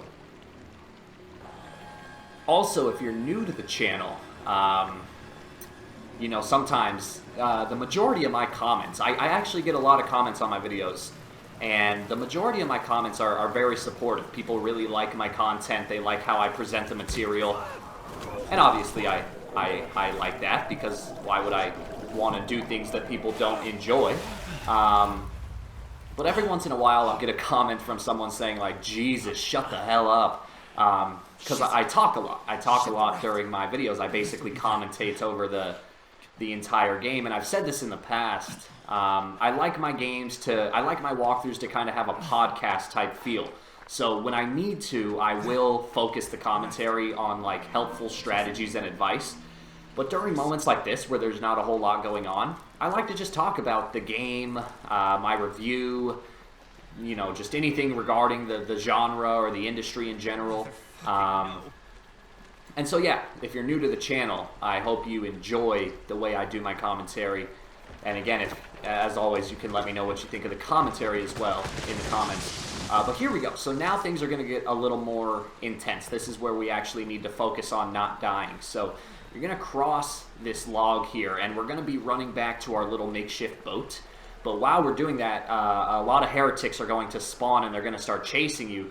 Now, unless you actually stop, there's no real risk of them catching you. So watch, I just run down the path, very simple, get on the boat, and you can see in the distance those fires, those torches, those are the heretics. The only way they can actually kill you is if you stop dead in your tracks. That's it. Otherwise, that part is no problem. It's really easy to get past. Now, you may have noticed my camera. You may have noticed the camera's battery life has gone down significantly, which is odd because I've hardly even used the night vision. And again, I mentioned this earlier, but when Nick and Laird, when they hang you up on the cross, they actually take your camera, and when you get it back, they use about 25 to 30% of the battery life. And so that's just another way that the game is completely unfair. You know, for the Messiah trophy, you have to beat the game on Insane without using more than one battery. And so you should get 100% battery life, but in reality, you actually only get like 70% of the battery's life because Nick and Laird automatically steal a portion of it. So it's very unfair. There's nothing you can do about that. It doesn't matter how well you manage your battery life. No matter what, Nick and Laird are going to take a decent chunk. So it sucks, but what are you going to do? It is what it is. Alright, so now we are almost done with Chapter 3. There is going to be one more school encounter, and it's actually, in my opinion, it's the most terrifying of all of them. It's fast, it's stressful, and it just kind of, it comes on you very unexpectedly. So unless you're familiar with the game and you're anticipating it, it's a very easy moment to fall prey to the demon. So I'm going to show you the best way to get through it. And again, it's one of those things where, like a lot of parts in this game, it's one of those things where overall it's not actually that difficult, as long as you're expecting it, as long as you're anticipating it. If it catches you off guard, then it's very easy to die. But if you're expecting it, you should be fine. And that all just goes with, you know, being familiar with the game. This difficulty, insane difficulty, this is not something that you can just pick up the game and do it first try. Like, you really need to be familiar with this game in and out in order to be successful at this. It takes quite a few practice runs. I practiced a lot on Nightmare Mode before I recorded this walkthrough. But anyway, once you get about to this point here, no matter what, your boat is going to fall apart and you're going to start being chased by heretics in the water. So as long as you just keep moving forward, you'll be fine. Just don't stop. So you'll see here, there's actually a heretic on my right. So I'm going to veer a little bit to the left. And now I'm just going to swim as fast as I can to the structure in front of me. And what's going to happen, right about here, you're going to get grabbed by the demon. So watch what happens. You're automatically going to be thrown into night vision. Watch what I do here. I turn around while looking at the floor. Look at those lines on the floor of the pool. Make sure that you're running parallel to those lines. And then turn off the night vision and just sprint. Just move forward. Keep your thumb perfectly straight on the joystick. And while you're moving, spam the X button. Because what's going to happen is once you reach the end of the pool, there's a little wall that you need to climb up. But you can't actually see the wall. So what you do while you're moving is you spawn or you spam the X button. And once you hit that wall, no matter what, Blake will just climb up it automatically since you're rapidly pressing the X button. And there you go. So that's the demon encounter. Again, it's very stressful, but as long as you're expecting it, it's not overly difficult. The biggest thing is as soon as you gain control of Blake with the night vision on, look at the floor, turn around, you'll see those lines on the bottom of the pool. Make sure that you align yourself so that you're running parallel to those lines, and then just turn off the night vision, move perfectly straight forward, and spam the X button, and you should be fine. That is a section that I do highly recommend practicing a couple times before you attempt an insane playthrough. I think it's worth the extra effort to just practice that section and make sure you know how to do it every time consistently. But anyway, so we're almost done now with Chapter 3. Again, I said Chapter 3 is very short. There is going to be one more demon encounter here, so as soon as you exit that door, take a right, sprint down this hallway. You can hear the music that occurs when the demon's chasing you. Now the demon will spawn in front of you. That's okay, that's supposed to happen.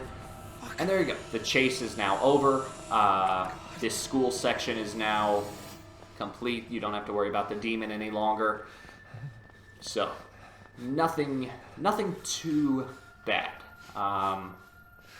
As I said, in my opinion, chapters 1 and 2 are the most difficult.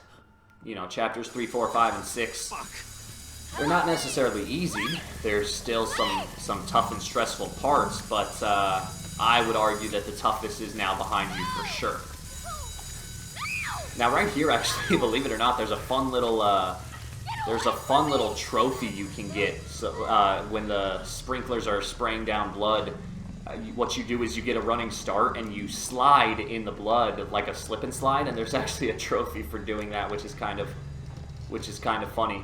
But anyway, here we go. We are now in Chapter 4. You'll see that the sky is just raining blood.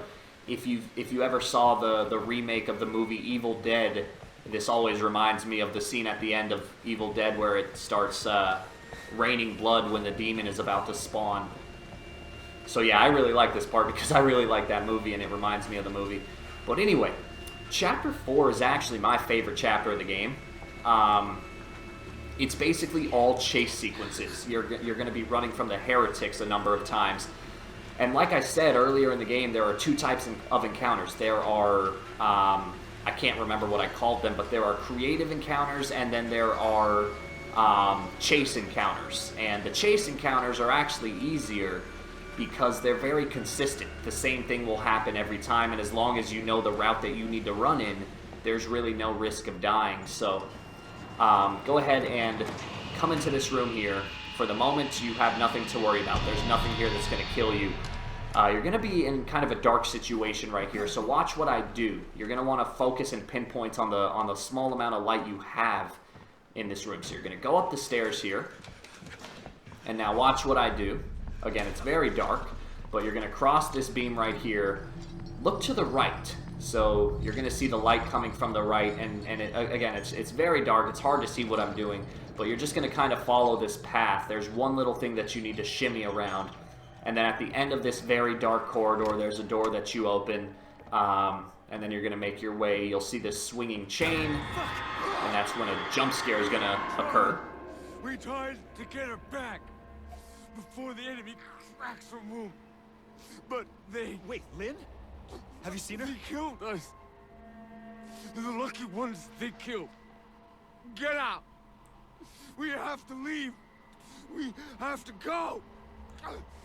All right, so we're gonna follow the advice of that guy and run out this door here, and that's actually going to transition us to the next school section. So we're getting close to the school section that's called the library. That's probably the hardest one, just because it's really hard to utilize your battery life. But this one's pretty simple, and this one's actually really fun. So you're gonna hop on this computer here, and you're gonna see you're chatting with Jessica's ghost, and this part's just really creepy. She's gonna say, "I can see you over there. Turn around," and then you have to turn around and see that. That part got me. When I was playing the game my very first time, that part actually did freak me out. Like, I got shivers up my spine. I thought that was a really good scare. But anyway, now you're gonna hop on this second computer. Keep chatting with Jessica.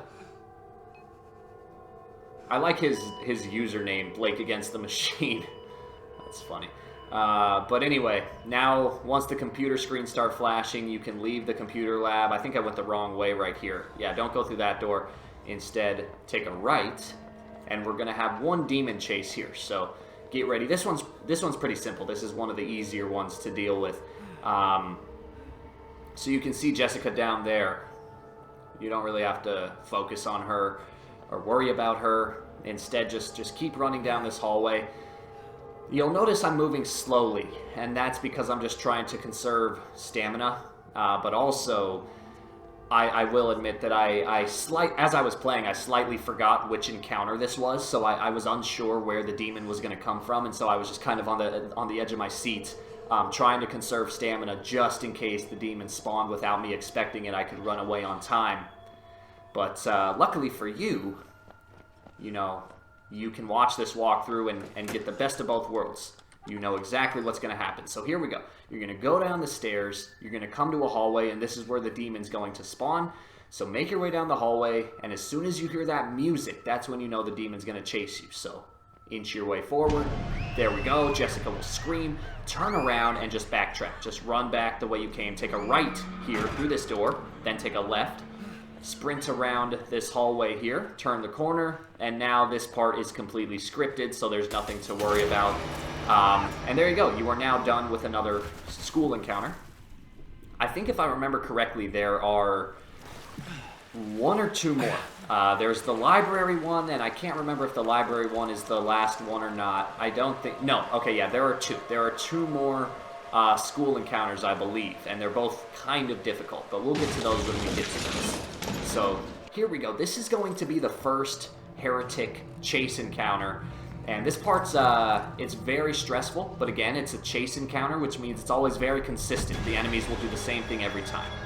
So go ahead and start crawling through that little channel right there, and then back up. Just go a couple paces forward and then back up, because you'll see one of the heretics will drop down and come into this room to start chasing you. Now another heretic, he's going to break down this door. So what I'm going to do is I'm going to stand to the side of this door right here, and he's going to bang on it 5 times, and on the 5th time it's going to break, and we're going to run through it. So here we go. 3, 4, 5. Run past him, turn left, go up the stairs. You'll notice that I'm going to use night vision here because there's a turn right there. I actually missed it, and I started really freaking out because I thought that he was going to catch up to me, but luckily I had enough time. So make sure you take that turn and then just keep sprinting. This part's, again, very stressful. The heretics, they make some really creepy noises. They're very fast. There's a lot of them. Don't even turn around. Don't use the L1 feature to look over your shoulder. Just run. Just run, run, run as fast as you can. Don't let them catch you. You're the gingerbread man. So just run as fast as you can. You'll notice that Blake, he's out of stamina, but that's okay. Just keep running. You'll get to this little gap right here.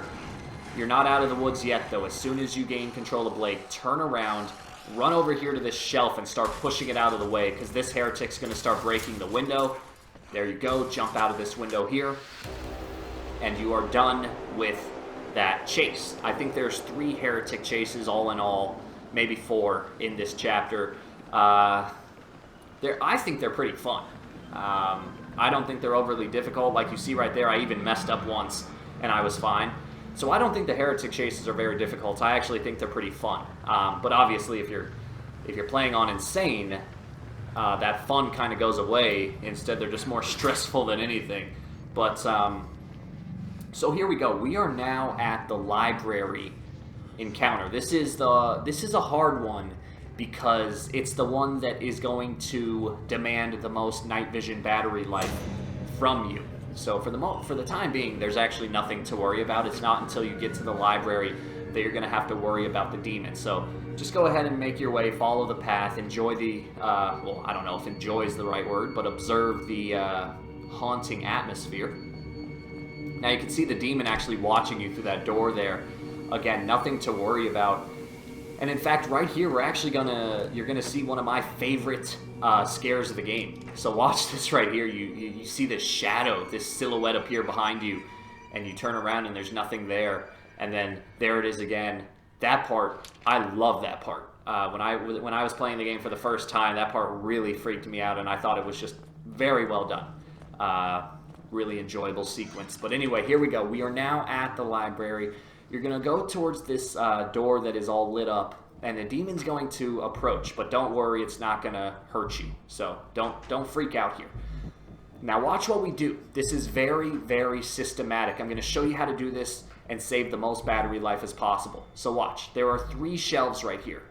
So I'm going to go down the 3rd shelf. 1, 2, 3. Okay. Now I'm going to turn around so that I can see that projector off in the distance. You can see just a little bit of light, and I'm going to use that light to navigate myself. So here we go. All right, so now I'm going to move forward, go around this corner here. Again, I'm just focusing on the light behind me to navigate where I am. And now I'm going to, again, just use the little bit of light I can. I know it's really hard to see, but off in the distance, do you see that little glowing object? That's the battery. That's a battery that you can see behind the shelving. And now I'm just going to flicker on and off the night vision until I know where I'm going.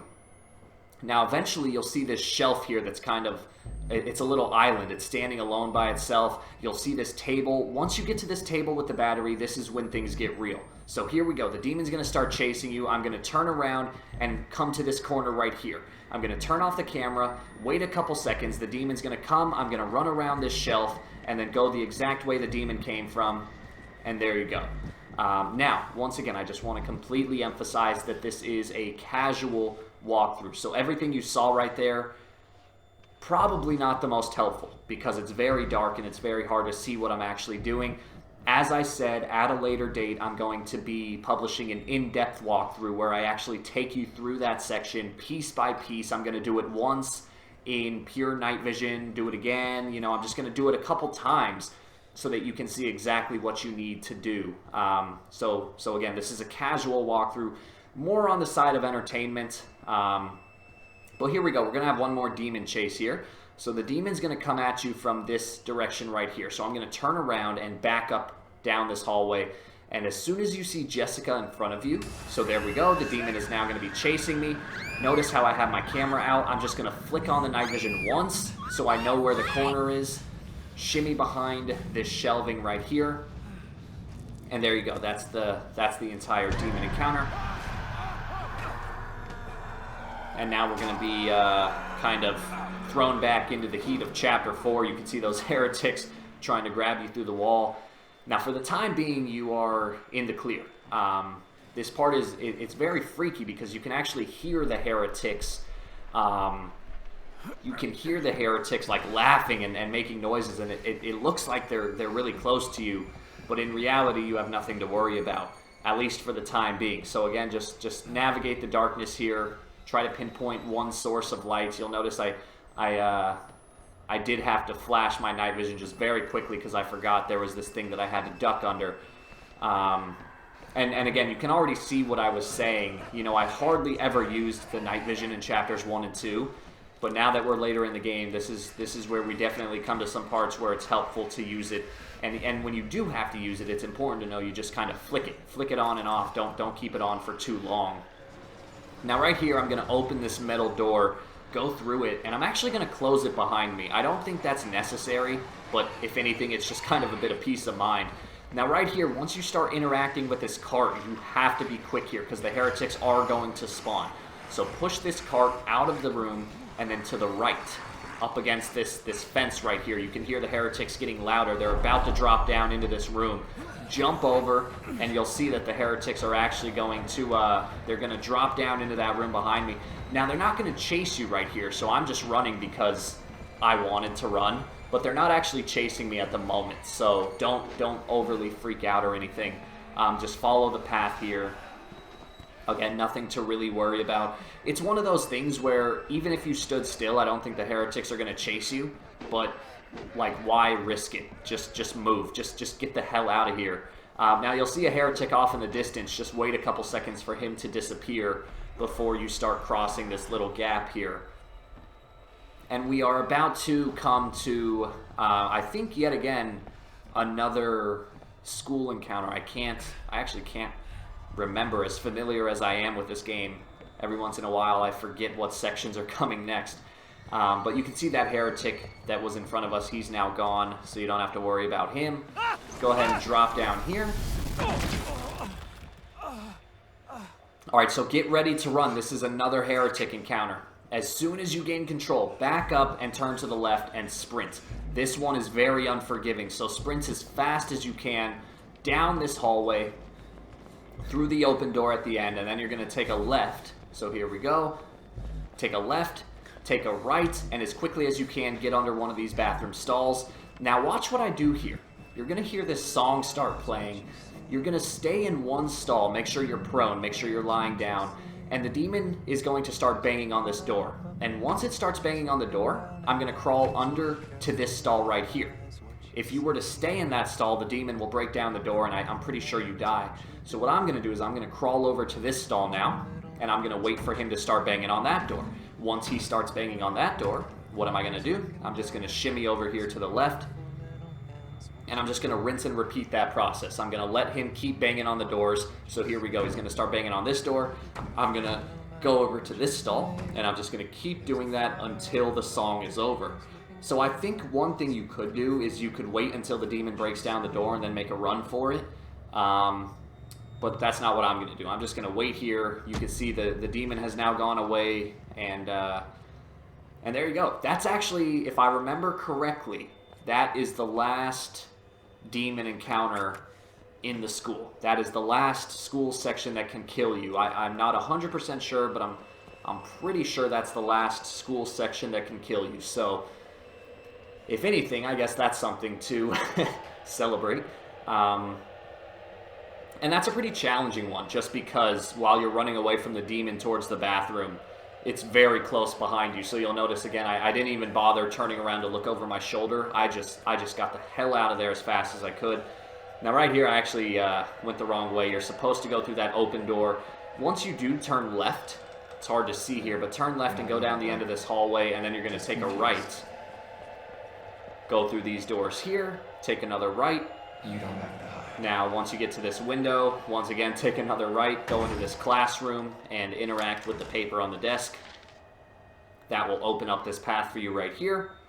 So go in between these desks, jump through the window, and there you go. You are now back into Chapter 4. We're about 2 hours into the video. We're not done yet, though. I got 40 minutes to go. Yeah, it's a long video. What are you going to do? It's a I figured with this type of walkthrough, like a permadeath type deal, where you have to play the game in one sitting, it just made sense to also publish the game in one video. But here we go. So now we are going to have, there are 2 more heretic chases. So the first one's coming right here. I'm going to pull out my camera because it's helpful to, you know, flicking on and off that night vision if you need to. But as soon as you drop down here, that's when the chase is going to begin. So here we go. You're going to drop down, and a number of heretics are going to spawn in front of you. So what you're going to do is turn around immediately, run up this pile of just garbage, and run the path and start climbing, or crawling. You're going to have to crawl under a few wooden beams. He's going to stand up once again. You're going to jump up this platform here, run up the hill, once again climb under this wooden beam, and that's it. So that's another chase it's pretty stressful and it's pretty difficult, but if you're familiar with it, if you took the time to practice it, it's really not, it's not overly challenging. And I think, again, that goes with most of the chase sequences, because as I mentioned, the chases are always very consistent. They're very deterministic. So as long as you're familiar with them and you know the route that you need to take, there's not a whole lot of risk of dying unless there's just some game hiccup where you get caught on a board or something. Now right here, as soon as you pull that lever, start making your way towards the back here. This is the final heretic chase of the level. So as soon as that door breaks open, you're going to start sprinting. Just run as fast as you can. And this chase, it's actually pretty simple, because if you get that big of a head start, the heretics have no chance of catching up to you. So I'm just going to sprint and basically follow the path here. Now there are heretics chasing me, but honestly they're not even very close to me because I got such a big head start. And again, I was able to get that head start because I was anticipating the chase. Now right here, I'm going to jump down. You'll notice that Blake is clearly out of stamina, but that's okay. Just hold on to that sprint button. Just keep sprinting. I don't care if Blake passes out. As long as you get to the elevator, he can do whatever he wants. So just sprint, sprint, sprint. Here we go. You're going to get to this part here. He'll shut the gate behind you, and you are now done with Chapter 5, and that much closer to being done with this terrible difficulty challenge. Alright, and so I think I actually just misspoke. We did not just beat Chapter 5, we just beat Chapter 4, and now we are going to Chapter 5. So, Chapter 5 is the mines. Keep in mind, too, all of these chapters have formal names that are based on books in the Bible. So, Chapter 1 is Genesis, Chapter 2 is Job, and then I guess this kind of shows my knowledge of the Bible, but I'm not, I can't actually remember what the ones after that are called. So I've kind of given my own names to each of these chapters, and if you couldn't tell already, we're headed down into the mines. So Chapter 5, I just call it the mines, and Chapter 5 is very similar to Chapter 4 in the sense that it's actually pretty short. So again, keep in mind, you know, this video is 2 hours and 40 minutes long. We're at about 2 hours and 4 minutes right now, so there's really only about 35 minutes left. Of course, there are a couple cutscenes here and there, so that takes up some of it. But Chapter 5, overall, is pretty short. It's actually very fast and very short. The problem with Chapter 5, the thing that makes it really difficult, is it's basically non-stop death opportunities. The whole chapter is one big kind of death waiting to happen. And it's also a very dark chapter. It's definitely the darkest chapter that we've been in so far. So this is why, you know, at the beginning of the game, I said that this is really where we're trying to save our battery life for, is specifically for Chapter 5. So if you can go into Chapter 5 with, like, at least half of your battery still intact, you're in a pretty good spot. Because you're going to see that, for example, me, I end up actually finishing the game with about 10-15% of the battery left, to the point where at the end of the game I'm able to really kind of use it carelessly because I had that much left on me. So this is where it really comes down to not only being skilled at the game and not only being familiar with the level, but this is where all of your efforts to conserve battery throughout the entire game, this is where that really is going to make or break your attempt. Because if you go into Chapter 5 with only a sliver of battery left, I suppose if you're both very skilled and very lucky, you could still make it happen.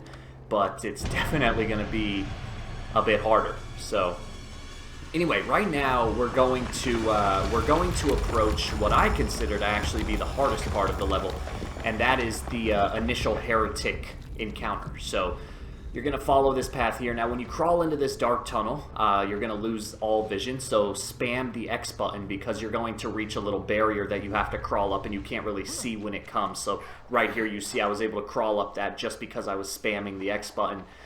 And so what's going to happen is you are basically going to enter this series of tunnels, and there's going to be 3 heretics, 2 of which are going to be chasing you, and you're going to need to get away from them. And it's pretty difficult. So you see right here, as soon as you open this door, a heretic will drop down in front of you. Do not move, just stand still, and he will go up and into the door on the left. So that's one heretic that's already kind of out of the picture. You don't really have to worry about him. What you're going to do instead is you're going to open this door on the right, and you're just going to leave it open. Now notice where that door is. It's right here after this well-lit section of the hallway, and you can see that the rest of the hallway is basically pitch black. And so what's going to happen? This is very nerve-wracking. This is actually my least favorite part of the game, but I think what I'm about to show you might be able to help. So you're going to make your way down this hallway, move slowly, and conserve stamina, because once you hit a certain point, 2 heretics are going to emerge from the walls, and they're going to start giving chase to you, and you're going to run back all the way back down this hallway through the door that we just opened. So here we go. Get ready. Your camera's out just in case you have to trigger night vision. There you go. The music starts. The two heretics are now chasing me. I turn around and I run back through this hallway. Here we go. Here's the well-lit section. Turn left. Shut the door. Lock the door. So you'll notice I just briefly flashed night vision because I was panicking. I was scared. Now I'm going to come into this room and I'm going to crawl into this crevice right here in the rocks. And I'm going to make my way halfway down. So you'll see you shimmy through the rocks and you reach this little zone where you can actually kind of move around. Very limited, of course, but you can move around nonetheless. And what I'm going to do is I'm actually going to stand here for about 30 seconds. I'm going to pull out the camera's microphone and I'm going to sweep the area so I can get a feel for where the heretics are, because they can move around these tunnels very easily and they can easily sneak up on you. So again, I'm just going to stand here. This is a relatively safe zone. I'm going to stand here for about 30 seconds, and you can see the heretic's getting closer, and it looks like he's approaching me from the right side. All right, so here we go. Now I'm going to make my move. So I feel like I've waited enough time. I'm going to shimmy back out into the main tunnel, and then turn right, and then I'm just going to make a run for it. So here we go. Get ready.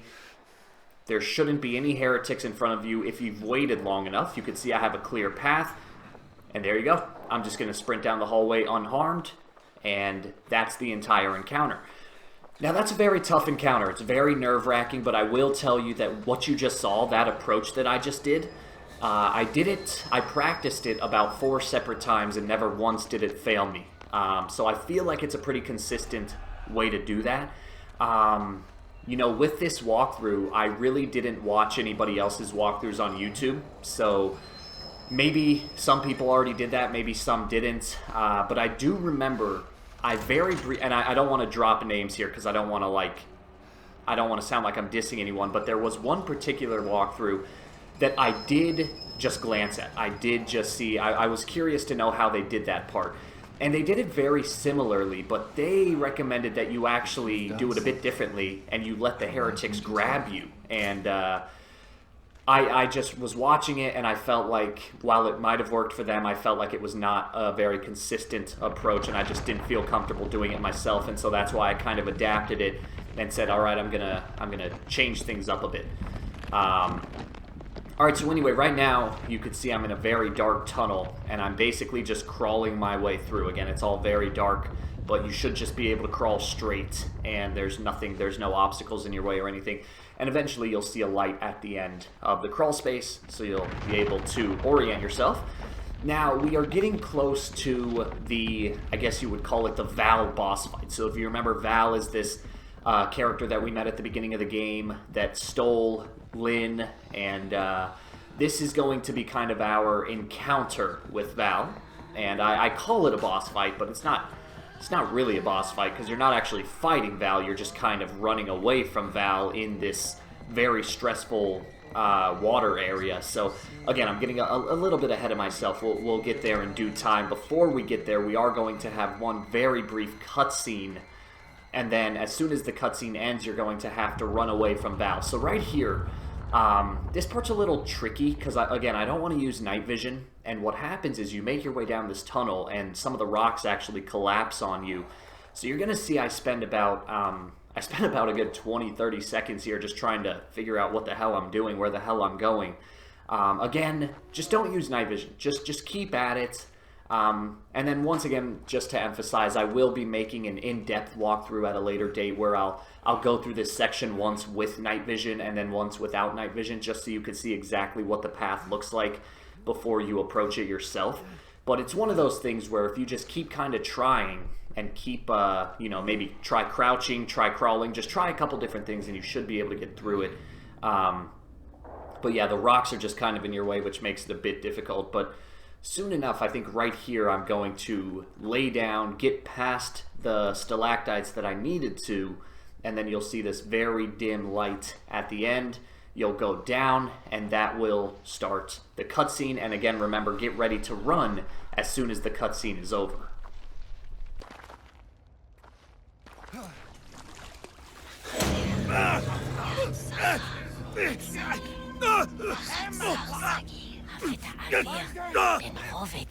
What have you done to Lynn?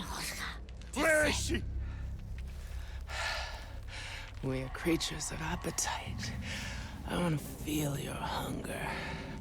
I want to see your true face. Your seed will burn this world. Where's Lynn? Mother, burn. Mother, burn. Mother, burn. Mother, burn. Mother, burn. I welcome her, infant lord. Naked, hiding nothing. I lay down this mess. Crazy motherfucker! I show Where my is she? true face. Show me your true face.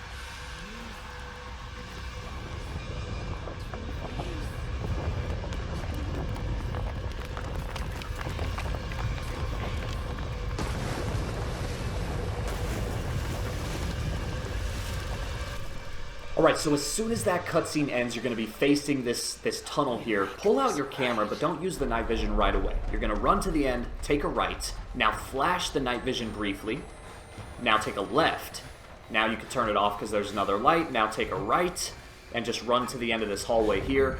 The hallway will collapse, and you'll actually be able, you'll see this very dim sliver of light. You'll be able to crawl through the little area. So exactly like you see me doing here, I'm just shimmying through this spot that's left over.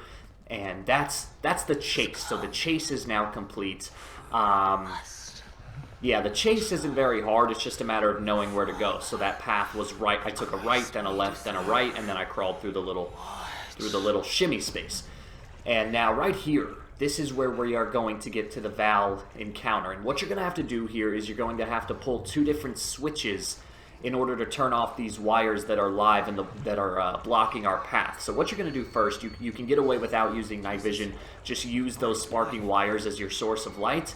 And you're going to come over to this location here. You'll see there's a couple wooden walls in this area that serve as barriers to hide from Val. You're going to come to this corner right here, and once you get to this spot, Val is going to spawn. She's going to make her way through this hallway right here. So what you're going to do is crouch underwater. You could see she has a very bright light with her, which actually serves to help you. And so as soon as she wanders off to the left, you're going to emerge from the water, turn around, and there's a lever right here. So make sure you pull that. Now turn around 180 degrees, and you're going to go down this hallway here. Now, when you go down this hallway, go to the left side of this light, because then you can actually dodge the light. If you go to the right side, Blake will make too much contact with the light, and it will shatter. And obviously, you don't want to get rid of any light. There's already very little to go around. Now, once you come into this room here, just flick on and off the night vision until you find this second lever right here. Pull that. As soon as you pull it, do not dilly-dally, because Val will eventually come back to this room, making it harder to dodge her. So what you're going to do instead is just go back to this main area, I just broke the light, but that's okay. Shimmy to the left, kind of over by where the first lever was, right behind this wooden barrier.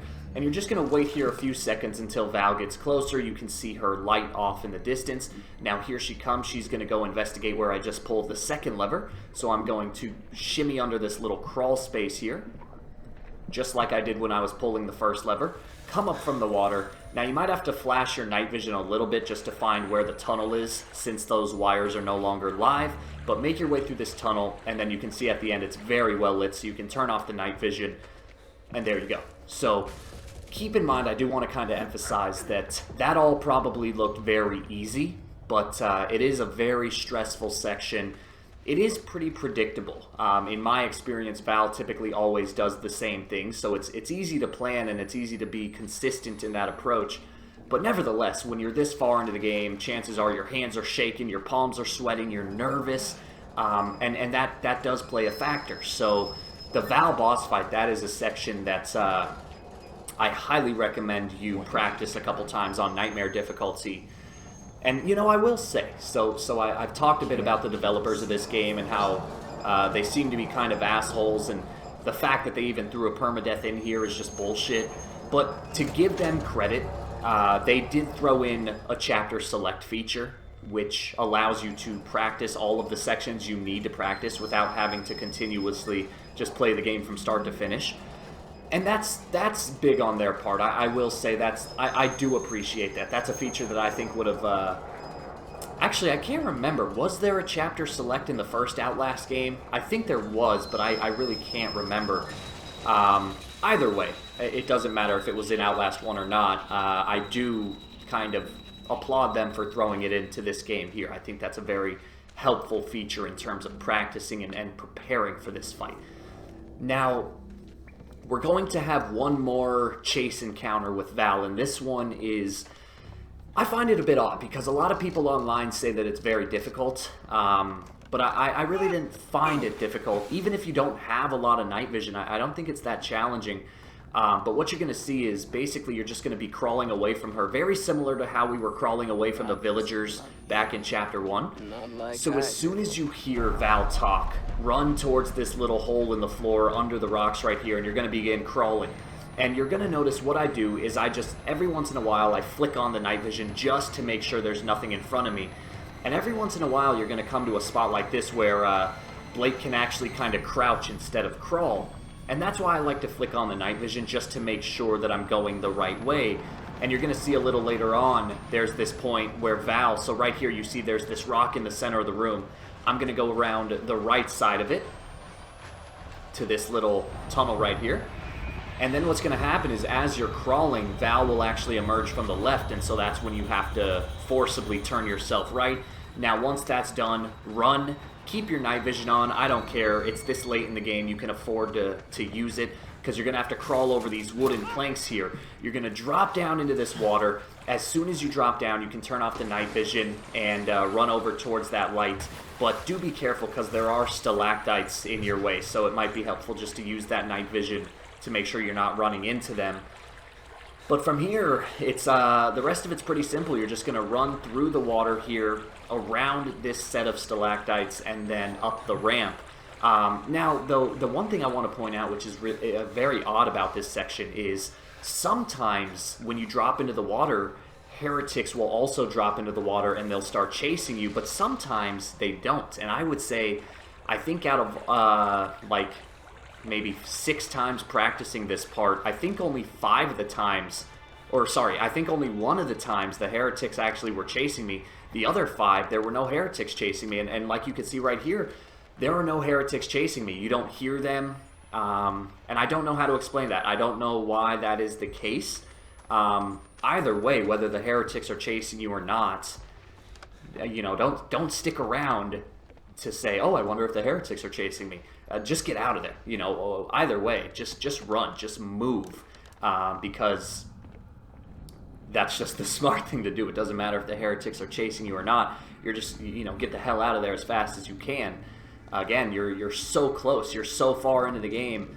Actually, at this point here, there are really only 2 more areas where you can die. One of them is a very brief chase from some villagers through the tunnels, and then the last encounter is one more Marta encounter.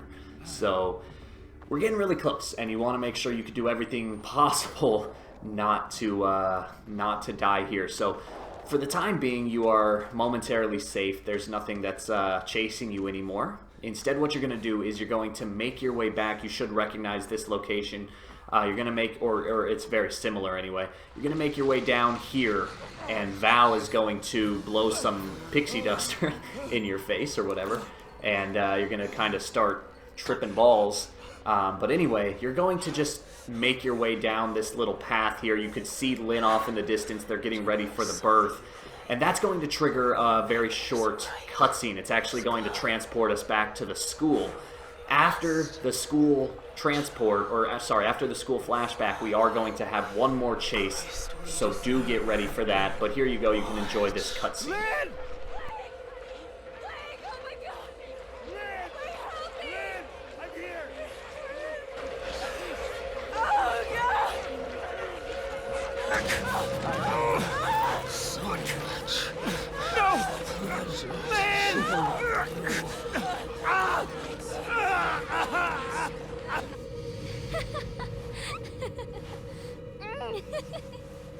Haha, I'm beating you. Get off. Get off me. Stop. You have to tell me. Get off of me. Not unless you answer. No. Fine. Then you have to give up. If you say I win, I'll let you up. Okay. You have to say it. You win, okay? You're such a pushover, Blake. Alright guys, so like I said, the game is going to transport you back to the school. This time it's a bit different. You can see that Jess is actually here with us. We are now, we're no longer, so throughout the game we've been transported back to the school, but it was as adult Blake. Now we are actually child Blake, and this is kind of closing everything up. This is showing what actually happened, like what the relevance of these school flashbacks actually are. And so right now you're just going, or sorry, this isn't Lynn, this is Jess. But now you're actually just going to kind of, this is all scripted. You're just going to walk down the hallway. As I mentioned, the last time we were in the school, that was the last encounter with a demon. So you have nothing to worry about here. There's no demon encounter, nothing like that.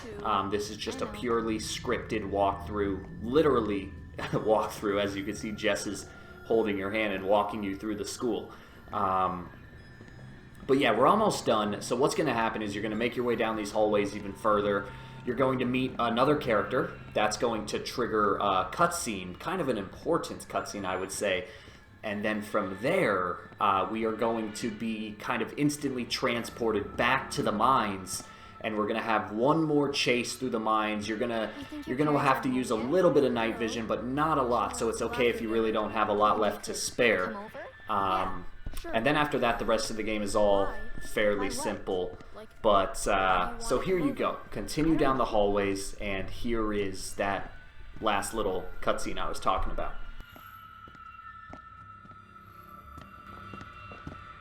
What don't you know, Jessica? Oh, sorry, What are the two of you doing in here? I'm sorry, Father Loudermilk. We stayed after school for journal? We were just leaving. Let's step back into class, please. Blake? You're not in trouble yet, Blake. You don't want to get in trouble, do you? Just stay with me. I want you two to tell me what you were doing in here. Were you misbehaving? Do I need to call your parents? Jessica, do I need to call your father again? No, please. I only want us to be friends. Nobody's in trouble yet. Does one of you think you can make this right? Jessica? Jessica, look at me. Will you pray with me? Will you help me make this right? Why don't you go along home, Blake? Don't go. Did I interrupt something between you two? It wasn't like that. Then what did you want? You won't say? You know, shame is a gift from God. To let you know right from wrong. And what you want is very wrong. Go home and pray. Stay. I want you to stay. Blake, please. This is awkward enough. Nothing's the matter, but I need you to leave us. Don't. Everything's okay. You can leave, young man. Walk away.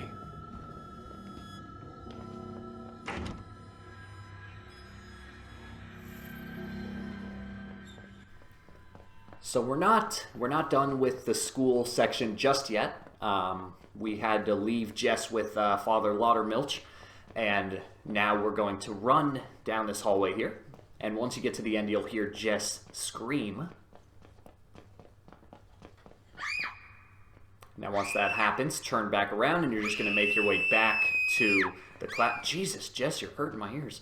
You're going to make your way back to the classroom. And this is where it all kind of comes full circle. This is where you see like why you've been having these flashbacks of Jess's death, and why, you know, you'll kind of see that this demon that has been chasing you the whole time is really just how Blake views Father Laudermilch as an adult, you know, in these flashbacks. But anyway, go through the door here. Kind of a very sad scene actually. You're gonna see yeah, very, very graphic. I don't know what you think you saw. Alright, but anyway, there's no time to mourn. As soon as you gain control of Blake, you're going to want to turn around and run away from these 3 villagers. So take out the camera, turn on the night vision, and it's okay to waste some of it here because you're so close to being done. Go right here. Now you're going to take a left. The ground is going to fall out beneath you, so you're going to drop down, and once you drop down, you are safe. You are done. There is basically nothing else that can kill you here in the mines. I'm just going to flick on the night vision every once in a while to make sure I know where I'm going. There is one little thing I actually want to point out, because on one of my practice runs, this almost killed me. As you're making your way across the bridge here, notice how on the left, so I'm actually going to... Oh, it looks like I didn't stop in this playthrough, but... on that bridge, there are some wooden planks missing on the left, and you can actually fall down, I think. So just be careful when you're on that bridge, because that would be a real shame to fall down this late into the game, especially if no one was even chasing you. Pregnant. But here we go. How are you pregnant? Please. I don't want to die here. So this is one thing I still don't fully understand with the game. Like, I clearly know that some crazy things are going on, some things that can't really be explained, but I'm not fully sure how Lynn is actually pregnant, because we've only been here a day. So I'm not really sure what exactly is going on. Like, clearly something abnormal, supernatural has to be going on. And when I beat the game and I looked up like the Wikipedia plot line, they didn't really explain it. So I'm curious to know what you guys think, what your explanation is. Like, I mean, again, you can see some crazy apocalyptic like things are going on here. So I don't know. It's an interesting game, and it's an interesting plot line. But we don't have time to think about it right now, because there is one more encounter that we have to deal with. If you remember Marta, the tall, scary bitch from Chapter 1, we're going to have to run away from her one more time. So you're going to go down into this area here, and this is very important. Once you drop down here, Marta is going to spawn, and your first instinct is going to be to run away from her immediately. But the thing is, if you run away from her too quickly, she can actually change her path, cut you off, and kill you. And that would be just the worst thing in the world, to die right here. So believe it or not, I know it sounds crazy, but what you're actually going to want to do is once Marta spawns, you're actually just going to want to stand still for about a second or two, let her get close to you, and then you're going to make a run for it. And that way, she can't change her paths and cut you off. She'll kind of be set on one specific path. So I know it sounds weird, it's a bit hard to explain, but you're going to see what I mean right here. So we set Jess down, or Jess, goddammit, we set Lynn down. Here comes Marta, and watch what I do here. I'm just going to stand still for about a second. So right now, I'm going to stop for a second, very, very quick second, and now I'm going to make a run for it. Go all the way down to the end of this room here, take a left right here, follow this path down, and then you're going to take a right. This is where Marta emerged from. Take another right and go up the stairs. Loop around to the right. You're going to go through this door here and just go straight through the door. Straight here. Take a left, another left, through this area with the shelf. And there you go, guys. That is the end. That is the Marta encounter. This is all scripted. You have nothing left to worry about. Go ahead and give yourself a pat on the back, because other than just a couple cutscenes, you are done with the Insane Messiah challenge. It should feel good, because this is a hell of a challenge. So here you go. That bitch is finally gonna bite the dust. Thank goodness. Finally, something goes our way. And yeah, there you have it, guys. That's basically the end of the game. Fuck your god! So, basically, all you have to do here is just follow the path. You're going to make your way back to the church, the church where back in Chapter 1, we saw that couple getting tortured. We're going to go back there, and there's going to be a cutscene. Lynn's going to, well, I'm not going to spoil the cutscene, but there's going to be a cutscene. And then, after the cutscene, we'll have one last final little walk, and that will trigger the end of the game. So, but other than that, guys, there's really nothing left here that's going to kill you. It's just a matter of wrapping up the story. And I'll tell you, again, you know, one of the things I hate most about permadeath is you always run this risk of playing the game, and then the game crashes. And if the game crashes, there's nothing you can do about that. And for example, you know, back when I was playing Evil Within 2, there were a couple times during my classic mode walkthrough where my game crashed on me, and like 2 hours worth of progress was just flushed down the toilet. And that's a pretty common feature for Evil Within 2. A lot of people have experienced game crashes, and it's just a shame, and it's another reason why permadeath should not exist. And right here, I was freaking out. I was so afraid that my game would crash. Luckily, you know, in all 7 of my attempts on this, my game never crashed once, so maybe I got lucky with that. I don't know if you guys had any problems with game crashes, but I was white-knuckling my controller here. I was so nervous, thinking, oh my god, if the game crashes right now, I am going to just go nuts, because, you know, at least I have enough recorded to publish a walkthrough, but I'm not going to get the trophy, and that would be that would be a shame. But anyway, guys, go into the door here, and that will trigger the last cutscene of the game, and then I'll wrap up afterwards.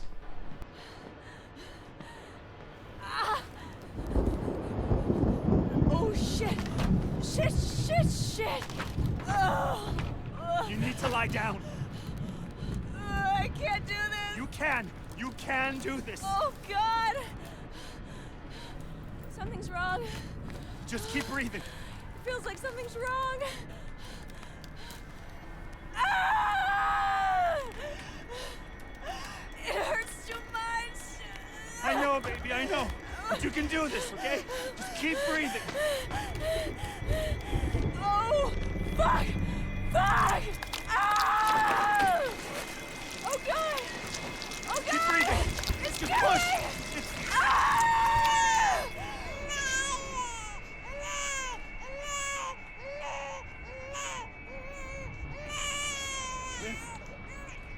Lynn! There's nothing there.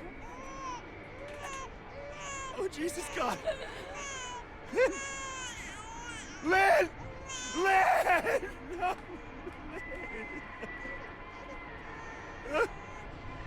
Lynn! No!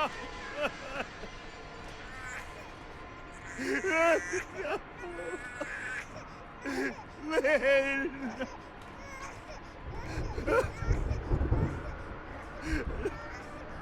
Ah, no.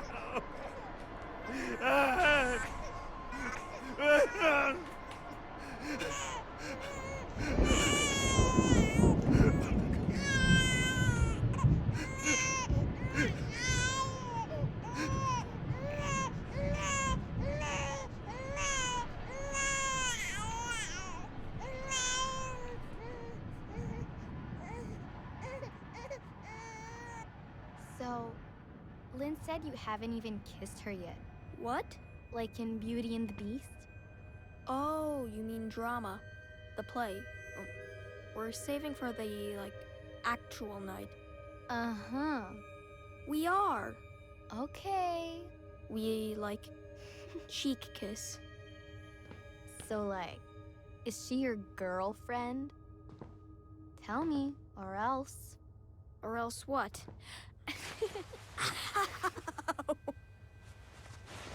Stop it, get off. I got you again.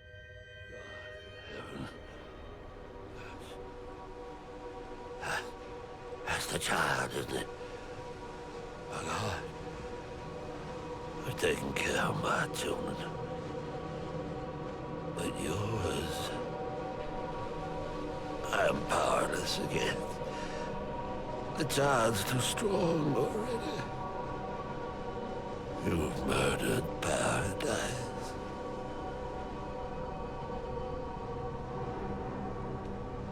God has gone silent. Since the storm, the birth. Who will he have if he destroys us all? Who will he have left to punish? I killed my children. All of them. Every last one. There's no more perfect faith than that. And still, God is silent. Kill that child if you can. If you love anything at all, crush its skull under your heel. I know God doesn't hear dead men, but I expect he answers them.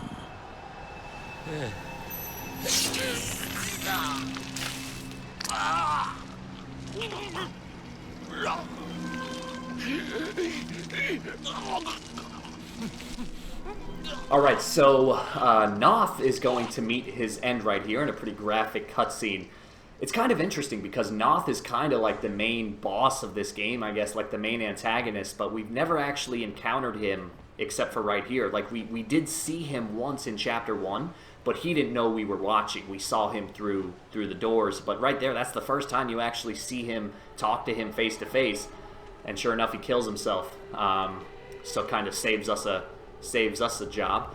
But anyway, guys, that is the end. You're just going to follow the path here. The game is going to reach its end. I'm going to stick around until the trophies pop just so you could see the platinum trophy and everything like that. But guys, I want to thank you for watching. I really hope you enjoyed this. I know this was a long video. Hopefully, maybe you didn't watch it all at once. You split it up over a couple of days. Either way, I'd love to know what you thought of the video in the comments down below. This was a really fun one to make. I really never thought I was going to cover this game because I wanted nothing to do with the permadeath challenge. And my friend Chris, I heard some horror stories from him about this game, and it really kind of deterred me from even trying it. But eventually I gave in. I wanted the platinum, and my hard work paid off. And I hope that my hard work is able to pay off for you as well. I hope this is able to help you. Again, remember, I just want to emphasize this as much as I can. This is meant to be a casual walkthrough, so this is just the pure uncut recording. I am going to publish an in-depth walkthrough where I only show you how to get past either the moments where you can die or the moments where you have to navigate pitch black. And I'm just going to dissect those moments piece by piece and really show you in-depth how to get past those sections. So this video here, I think it still can help people out, but for the most part it's meant for kind of just entertainment. That's why I called it a casual walkthrough. The walkthrough that I publish later, the in-depth walkthrough, that's going to be specifically for helping people. So there's not going to be any cutscenes, there's not going to be any personal commentary. It's just going to be straight down to business, to the point. And I don't know when that's going to come out. It's just a matter of, you know, cutting out the footage and editing everything and then going back and doing more commentary. But we'll see. If you're subscribed to the channel, which I hope you are, you'll see it when it comes out. So here we go, guys. The game is now over. You're going to see 3 trophies pop. 1 for beating the game on Insane, 1 for doing it with only 1 battery, and then the Platinum Trophy. Once again, I want to thank you for watching. I hope you enjoyed. Another walkthrough bites the dust. This was a really fun one, and I will see you in future videos.